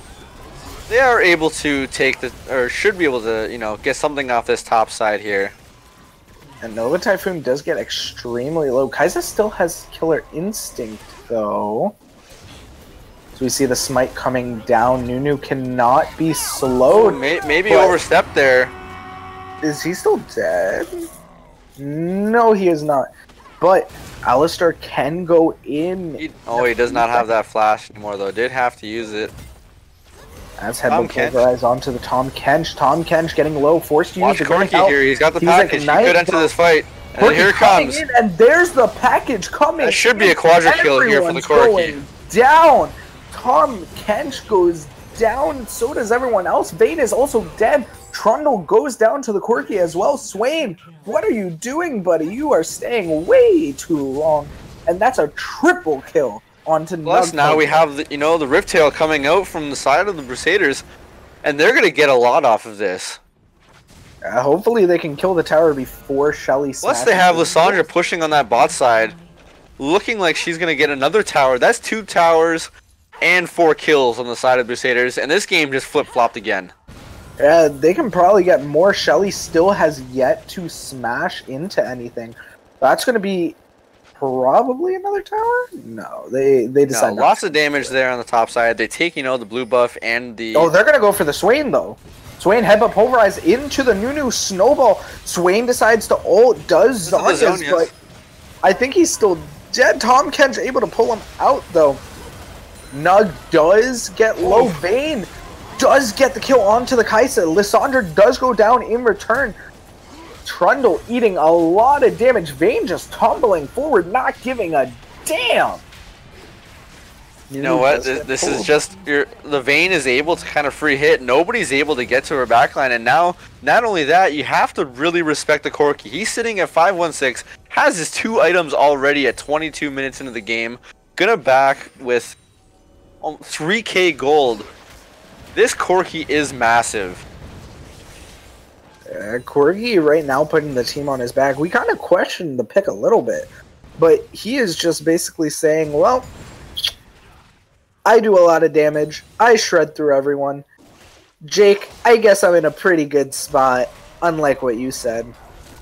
Hey, you know what? The early game did look like the Sentinels were just completely taking it over. One misstep on the team fight in the bot lane, and now the Busaders are just kind of taking a page from the book of Sentinels from last game, saying, you know what? You guys had the good early game. We're going to make the good macro decisions here in this second game. We want to bring it to game 3. And I want to see them push it through because they are playing extremely well in the last 10 minutes of this game.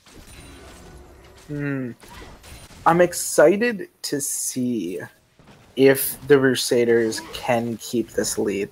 Because, they have been known to, throw a little bit. So we'll see. One thing though on the side of this game versus last game, they are the ones with a little bit of an easier team comp to run. They have the Vayne, who's just kind of, hey, I want to right click you and do an insane amount of damage. You have the Corki, that's the same thing. You don't have to, hit those scatter the weeks to try and do damage. You have the Lissandra that's just literally went with the with Keystone there to Aftershock Keystone so that she can just go into the back line and tank a ton of damage. while disrupting as long as she can for the the 2 ADCs to deal their damage. It's super easy to execute. You go in, press one button for 2 of the champions, then you have Nova Typhoon to just kind of run around and do Nunu and Willem thing. I mean, that duo there, they just want to run in and just cause as much mayhem as possible. Nunu Willem is just an amazing combination. They just absolute zero. Lower. Oh my goodness, damage. Sweet Jesus H Christ. But it doesn't matter. Look how shielded she is. And that's just going to be the Corki down. This is going to be a terrible fight here. Maybe the Vayne is just getting to free hit. Swain does go into the Zhonya's. He can't really do much of anything. Drowsy is getting caught out, does get taunted. Nice taunt there by the Shen. Pickaxe does pick up the kill. The Mighty Me does go down as well, and this is going to be Fugnuggler going down as well, and this is probably going to be Baron. It is without fail that whatever team we are praising is going to make I don't know why you bad team fight choice. Jesus Christ. I don't know why you continue to speak as we see Baron go down. We need to stop praising. No, freaking Sentinels played like garbage. They didn't do anything correctly. Blah, blah, blah. BS. That's a taunt. Nunu is just trying to secure the Drake here. Is he going to get it? Yes, he does. But he's probably going to give up his life. That or Flash. No, he's just going to die here. Yeah, there's some shutdown gold going over. They do get the dragon, which I guess is a consolation prize. But it's just a win Drake. And giving the shutdown gold over to Shen, that's just going to make it even more difficult to get to the Kai'Sa. Kai'Sa already has a QSS, now the Shen's going to be stronger to help peel for longer. I don't want to go praising anybody because they're just going to go... You shut your damn mouth. No, they're all garbage. Everyone's garbage on this. It's fine. Whatever. When the Nexus is destroyed, then we can, say something. Vayne is on that, the 2-item spike, working towards that Phantom Dancer or Rapid Fire Cannon.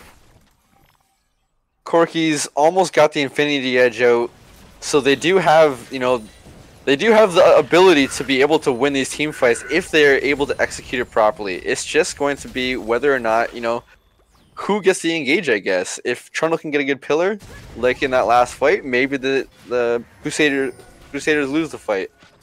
If Trundle doesn't, then, they should win the front-to-back team fight with having the Alistar and, the Lissandra, all of that. I don't know. I'm liking that the Busaders are trying to look for stuff. You do see the Nunu just coming down with the snowball, trying to find something, even though he's not getting much of anything. But, it is a good attempt. Lissandra might be caught out. And that Shen is actually doing stupid amounts of damage right now to that Lissandra. Not even a little bit of an opportunity to counterplay. What a kill. That's just a solo kill at 27 minutes from a tank onto a AP carry. Why is it that for the side of the Busaders, their AP carries are just getting caught? And wow, as I say getting caught, Bugler gets demolished. Shen'll into the back line. Tom Kench eating the Shen back up. And that's just going to be a bunch of kills over. Absolute Zero does come out. Headbutt Pulverize as well. But it doesn't do much of anything. Vayne getting caught out there. Pickaxe! What a play. Goodness. Just the edge of the Demonic Ascension ends up 30 seconds here on Vayne, 25 seconds on the Corki. This is going to be an inhib. That's an inhib at 27 minutes. They still have Baron. Probably just a reset. They do have a lot of gold to spend. Yeah, just clear out the jungle. Fight. Yeah, no. That was really well played by the Sentinels. They knew that the Corki was just caught. I like the proactive play by the Trundle just to flash forward and chomp him up. Lissandra was already dead by the Shen. The Shen just has to, stand united in. And that's the end of the fight. There's just nothing that can be done by the side of the Busaders. They got caught out and they lose. Yeah, and you just see how tanky that Trundle is, You don't even have to ult that Kai'Sa. You have the Shen ult go in on the Trundle, who, uses a Subjugate, and she just tanks damage from 4 members of the team while there's still time Tom Kench to ult in, the Shen to ult in, the Swain to walk up and get his damage off, and they still didn't burn through the Trundle. You know what's something I want to notice? Shen is level 17 to Alistar's 11. Let's just think about that for a second. Yeah, Shen has got 2 levels on everybody on the side of the Busaders, 3 levels on 2 players, 4 levels on the ADC, and 6 levels on the Alistar. This guy is playing out of his mind right now. Yeah, no, he just has complete control of the game. And the thing is, he's making the right play. He's going top. And it's either you respond to people or you lose everything top lane. And I feel like they're just going to lose everything top lane. Shen still has teleport to come in. So this is an excellent play by ERT. And he's just going to take the top. He doesn't give a damn about anything that's happening down here. Yeah, who can you send up there? You were just seeing, you know, right before that team fight, Lissandra got 100 to 0'd, didn't even have an opportunity to win that team fight. That's a taunt onto the Vayne. That Vayne is just getting... Oh my goodness, she's getting smacked up. But she does have Rage Blade. Does have to use the ultimate there, though. Yeah, but well as the Ignite from Alistar, so... I mean... if the Shen had a bit more armor or a bit more HP, I could see him, you know, maybe getting the kill. But I do think that was a good play though by the Busaders to send up the bot lane, because if you cannot send, you know, the Corki or the Lissandra, he just has too much MR, and they find the kill and they do stop the push. If they just let, you know, him push in even one more wave, I think they just lose that bot inhib. yeah, that is very, very true. Gonna need a couple more plays like that from them to try and, you know, get this game a little bit closer. Down 4.5k. 5.3 or so, sorry. Gonna have to do some, you know, big brain thinking here to try and even this up. Oh my god, wait, the Shen is going wit's end. He doesn't give a damn. He wants those 1v1s. He wants to flex on the side of Sentinels. Trying to live up to his name in the Discord chat of best top lane P-Cup, as most of Sentinels players have in their names. Jesus. I mean, they're really displaying it here. 3-3-13, 5-2-11. As we see the engage onto the Trundle. Trundle kind of getting low here. He's going to live? Excuse me. Wow, What a pulverize! That is a 4-man pulverize, but it does. Fortunately, just not enough damage there to be able to get the kills. Corki does get the shutdown. Kaisa does kill the Vayne here, and that just might be the end of the fight. Absolute Zero hits absolutely no one. The cleanse comes out, but there's just nothing to be done. The pillar perfectly placed, and Lissandra does go down. The Tom Kench going forward with the Shen ult as well. This is going to be a taunt onto the Nunu. No, Nunu flashes away. Corki trying to fly away. Come fly with me.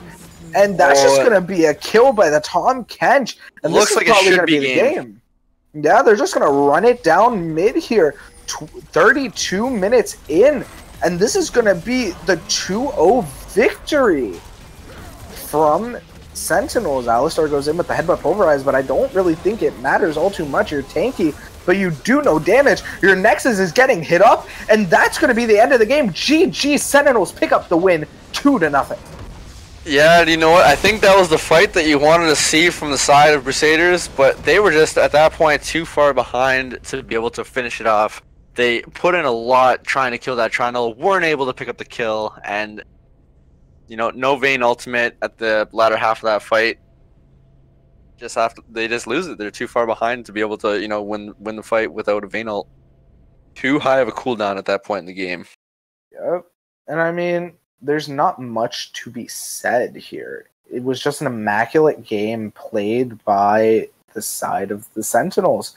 And they're showing now why they are in first place.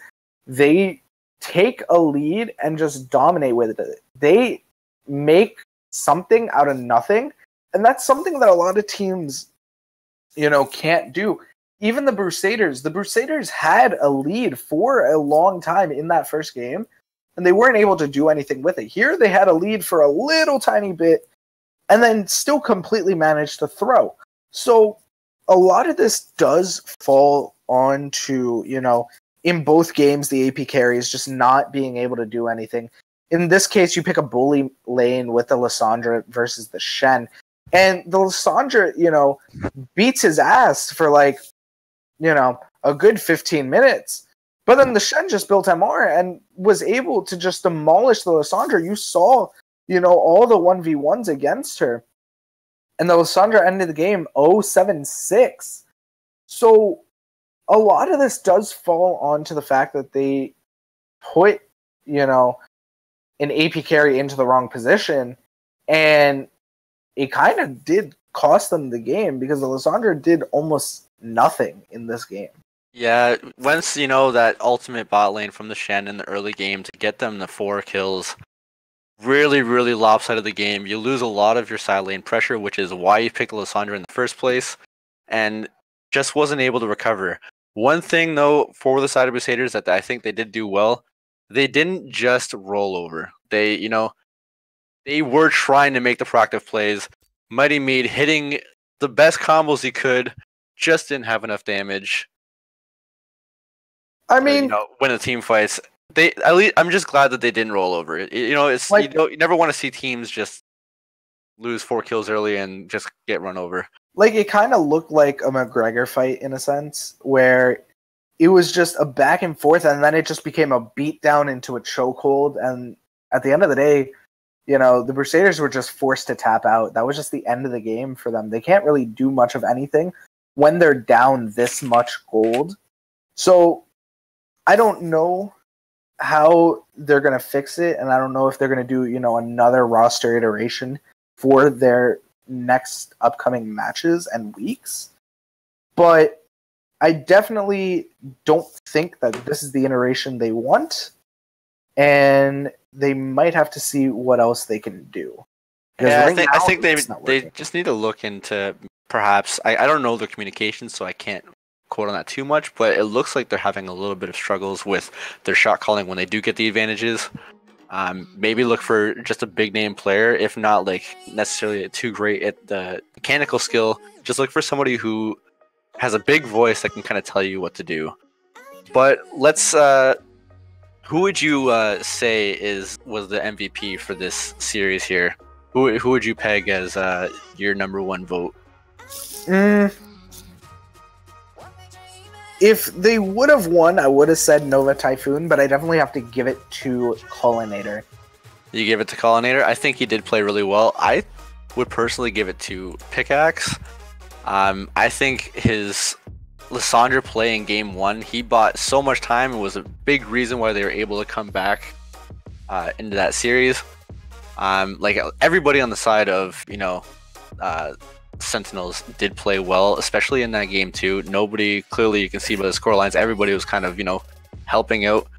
But there was a couple big plays where Pickaxe was able to just take over a team fight. He got leads in both games and was just a big reason why they were able to win. Neither one of us have the ability to bring anybody into the caster box for an interview, but who would you want to interview if we can get somebody to do that? Oh, I would probably ask to talk to Pickaxe or Nova Typhoon.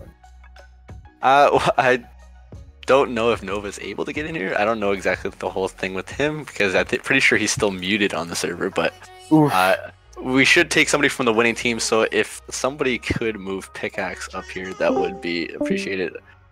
Or maybe he can just join himself, yeah. Oh, what's up, man? Hey, what's up, boys? Those are some tense games. Yeah, man, that game 1, just 50 minutes of not knowing who's going to win. You guys were kind of who can throw more at about the 35-minute mark. I didn't even know that game was 50 minutes. I looked, and I'm like, wait, that was 47 minutes? There was always something to be looking forward to. We were setting up a lot, and it probably looked Clown Fiesta, but that's kind of how it looks to the viewers when one team is setting up and the other team isn't. That's kind of how it looks. You kind of put the team on your back for game 1, though. You did. I agree with Jake. You bought so much time for your team. You're able just to get into the middle of there, and they tried to use everything onto you. They used the Lulu ult, they used the polymorph onto you, but you were still able to, you know, get the Zhonya's off, get the Frozen Tomb off, and just completely and utterly make sure that all the ultimates were wasted. Like, what was going through your head? What were you like thinking in that moment?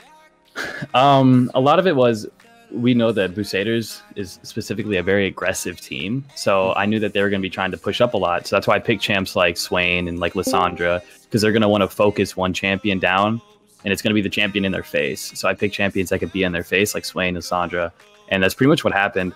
A big mistake I did in game 1 that I don't know why I did it, but when I went in under the T2, I ulted before I W'd. I should have W'd first and then ulted.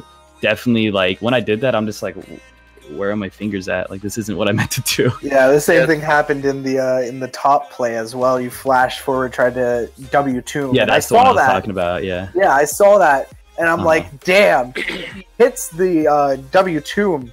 It just ends the play right there. The big thing, the reason I did that is because as soon and Syndra did this a lot. Syndra would see me with my E, and she would just set up her stun. So I felt pressure to ult immediately a lot of the times to not get hit by the stun, because it baits out her stun, and it also allows me still to get off some utility with the slow. So that Syndra did a lot that in game 1 to stun me as soon as I went in. So I felt pressured to do that, but I think they wouldn't have expected the flash. So I could have gotten the W off, but that's probably why my brain was like so hard tuned on ulting immediately on that specific play. It did end up working out. So like obviously, if you're playing a perfect game, you know, you guys would be just steamrolling everybody. Obviously, gonna make a couple misplays, but you did overall play it very well. Right. When you guys were behind, what were the like? Did you guys tilt at all or anything? Because they had pretty good control over that game 1 until like I think like a team fight around 22 or 23 minutes. Yeah, let me look specifically when the game turned. I think we got like a good fight at Baron, and we were able to pick up Baron. Yeah, they were actually ahead until 33 minutes, and that's when we got the Baron fight. I'm not sure what happened at that fight. I probably just played it immaculately or something. Won the game, but no, humble brag, yeah. I was just trolling. But no, like Lissandra is such a creative champion for initiations. But our mindset that game, and our mindset in pretty much every game, it's kind of hard to tilt us, unless we're like scrimming a D2 team and we're 10k goal behind. That's a meme for my team there. I was hard tilted. We actually came back in that scrim anyway, and won that game. But fun fact. But yeah, we don't really tilt in game. We just look for the next objective. We look at the tab menu, and we're like, okay, so this is coming up. We're just going to play around that and try to set up a favorable fight. That's our mindset when we're behind like that. And Busaders, I want to shout them out here. I don't know if they're still listening, but that was a really tense game. Like, we've been spamming scrims, and like our scrim partners cancel because we hard 2-0. And for them to like put up such a good fight, game 1 and game 2, our top laner is also hard sick. He's super sick. Like it's like almost unable to like understand what he's saying sometimes because he's super sick. And then his mouse died at a dragon fight. He's he was just running at like 4 people so by himself with nobody following behind. I was like, so calm about it because like we're having a chaotic team fight. Like we need to win this fight or like we get super behind. And he's just like, yeah, my mouse died. And we're like, well, we can't pause. So he's just running them down with his auto attacks. Now I got a question. So if I remember correctly, Jake here is in your guys' league, correct? Yeah, well, yeah. So most of the casters are in the league. You're like an anomaly. Here's the thing, Pickaxe. What's your opinion about Jake and his team? I'm just curious here. We actually beat their team, but it was a different iteration and a much different iteration in that game specifically to their team that they had at the time. If that makes sense, because they had to use a bunch of subs. That's drama. You guys also had subs too, but yeah. Yeah, we did. And our playstyle was way different back then. We put a lot of work in. Like, we play a lot of scrims. A big shout out to my whole team for the practice we put in. And I hard flame mistakes, like specifically Colin. I hard flame game 1 where he was like Vayne and he just like dies to Aatrox when we're like rotating. I was actually gonna ask you about hard flame. I wasn't gonna specifically ask about like the deaths and stuff, but going into the game, he did have a very unique rune choice with the Hail Blades. Okay, did you guys go in there? in your pregame, were you guys saying, okay, we're gonna lose the early game because the Busaders have a very strong early game and they had good early game champs? Did you go in there just thinking, all right, don't feed in the first 20 minutes so that we can scale up, and then later on in the game, because you have Halo Blades Vayne and you have like so many initiation tools that you just kind of win? Is that what your game plan was going into it, or was it just kind of you guys are going in like, all right, you know what, we scale pretty well, and then Colin's like, oh, by the way, I have Halo Blades against a Lulu Kaisa with a melee matchup, so we're just gonna get hard stomped early and not be able to heal up for nothing? Yeah, that lane specifically, even without Halo Blades, is really bad. Vayne, Gragas into Lulu. Like Lulu that's why I was like so confused, because not specifically because of the Halo Blades pick itself, because I can understand why it's good, but you're in a melee support versus a Lulu matchup, so I would think, as an ADC player myself, that you would want a little bit more sustain. Yeah, our bot lane just like hard wins every scrim, so we decided to mix it up and see if we can win from behind. So that's what we did that game. just practicing in P-Cup matches, big brain plays. He actually has a dice where he has a bunch of different runes set to the side of the dice. He just rolled it, right? And he's like, Halo Blades, all right, I'll run it. I mean, it beats everything we've been before.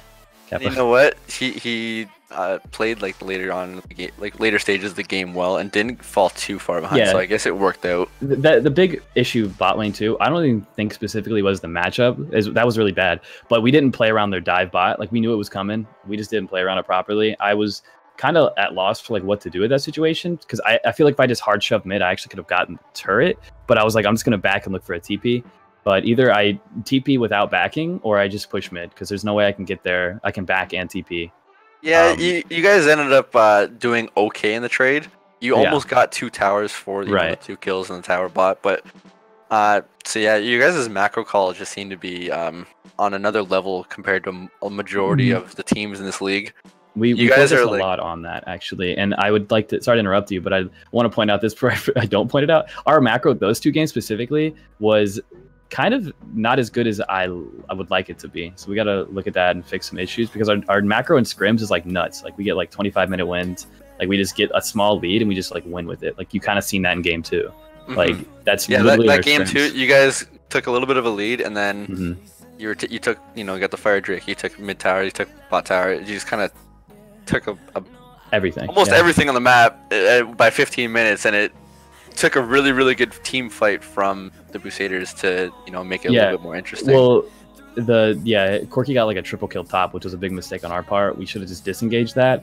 I kind of forgot Corki had package, so I called for a TP flank, and I was the TP. So yeah, look at the end of the game. Nugfugler actually has the most gold. You guys won in 32 minutes, and he has over 1,000 gold more than everybody on your team. So. Yeah, that's true. I'm gonna say that's all shutdown gold. No, I'm just kidding.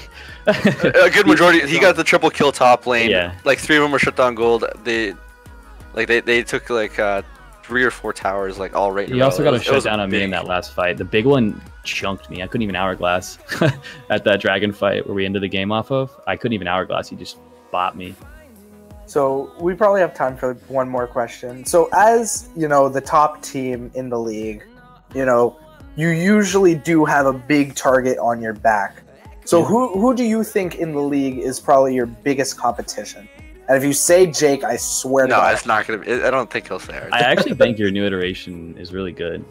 I almost feel like keeping the Loker jungle would be good, and just getting like a different support might be fine, because Loker hard camps people, and if you just hard camp Sindillion, like the game's over pretty much. Well, did you? I don't know if you watched the game on, I did, yeah. On Wednesday, but he did hard camp mid still. That's true. I guess, yeah, he just has 2 junglers. He shadow clone jutsu, and he's hecking support flanking and all this. But, like, he's low key best support in the league right now. But he's pretty good. You guys right now, your macro seems to be just miles ahead of everybody else. Some of the other top teams seem like they rely a little bit more on high individual carries, whereas you guys play specifically around team play, which is what I think is setting you guys, that's the reason why you guys are solely holding the first place position right now. So yeah, like sort of said, you guys are the ones with the targets on your back. We're all gunning for you. Yeah, for the team that we're probably most concerned about, I kind of felt like it was leftover lads. They were a really good team, and I think they actually just dropped Babs. Other than that, though, like no other team really comes to mind. Like Bad Boys and Sad Boys, they're like good, but I think that maybe Sad Boys, because I have faith in Morale's like macro and like big brainitude that he could probably keep up with what we're doing. So maybe Sad Boys, but that's just too obvious of a pick. Like they're obviously a top team. Hey, well, if they ever get their full 5 roster together, Yeah, not Frankenstein boys, right? Not the random mismatch players. You got Morale coming in saying that he's playing with an ADC for the he's going into the champ select saying, "Hi, my name's Vaughn. Who are you?" Right. But yeah. I don't have any more questions. Sordo, do you have any more questions for him? No, I do not. That's a big statement to make, and I thank you very much for coming and chatting with us, Pickaxe. Yeah, it was a good time. Any closing words for people watching? Any of your fans? PD girls. Thanks for buying our merch. Those merch coming in. link in league profile. But anyway, yeah, no, thanks for watching the games, guys. It's a fun time. Shout out to the whole team, our whole team, Busaders as well. It really stinks that they're like 0-47 or whatever, because they're actually a really good team. Oh, jeez. And it sucks that they're there. I think they really just need to find out what they're doing with their roster. I think what they have is good. Mead, if he main support for a while, he'll actually be really good as well. I think that's just the big thing, is they need to mesh with their roles a little better, because they kind of bopped all over the place. Also, Chalupa, I want to give a big shout out to Chalupa for being a super sub. He doesn't really get the praise he deserves. He kind of like, he was our top laner, and then he was like our support, and then he like kind of was our jungler. We were like trying him in all different positions, and it just worked out that our team was able to come together with the players we have now, because of some situations like our support got an injury on his wrist and had to leave and all that stuff like that. But yeah, just shout out to them and the past players on our team. Awesome. Well, we hope to see you guys. Keep the push going. We want to see we're coming for Yeehaw 5. A big team at the top. Yeah, that'll be the big game. So that's our. I'm spilling the beans. We're coming for you, Yeehaw. Okay. Damn. There's the call out. All right. That's some fighting words. We're coming. Oh, jeez. Well, anyways, from the whole production staff, myself, and Jake, thank you for tuning in, and see you next week with Week 6 of the Prophecy Cup. See you guys then.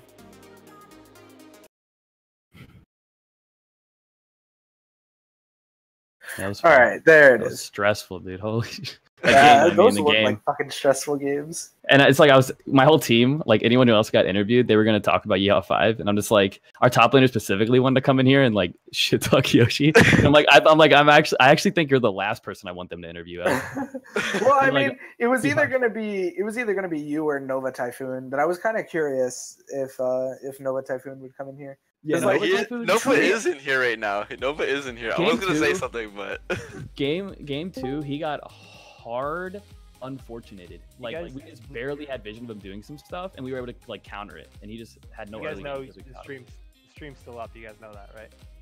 Is it? Yeah, you guys are all still on stream. Oh, that's what. Good shit.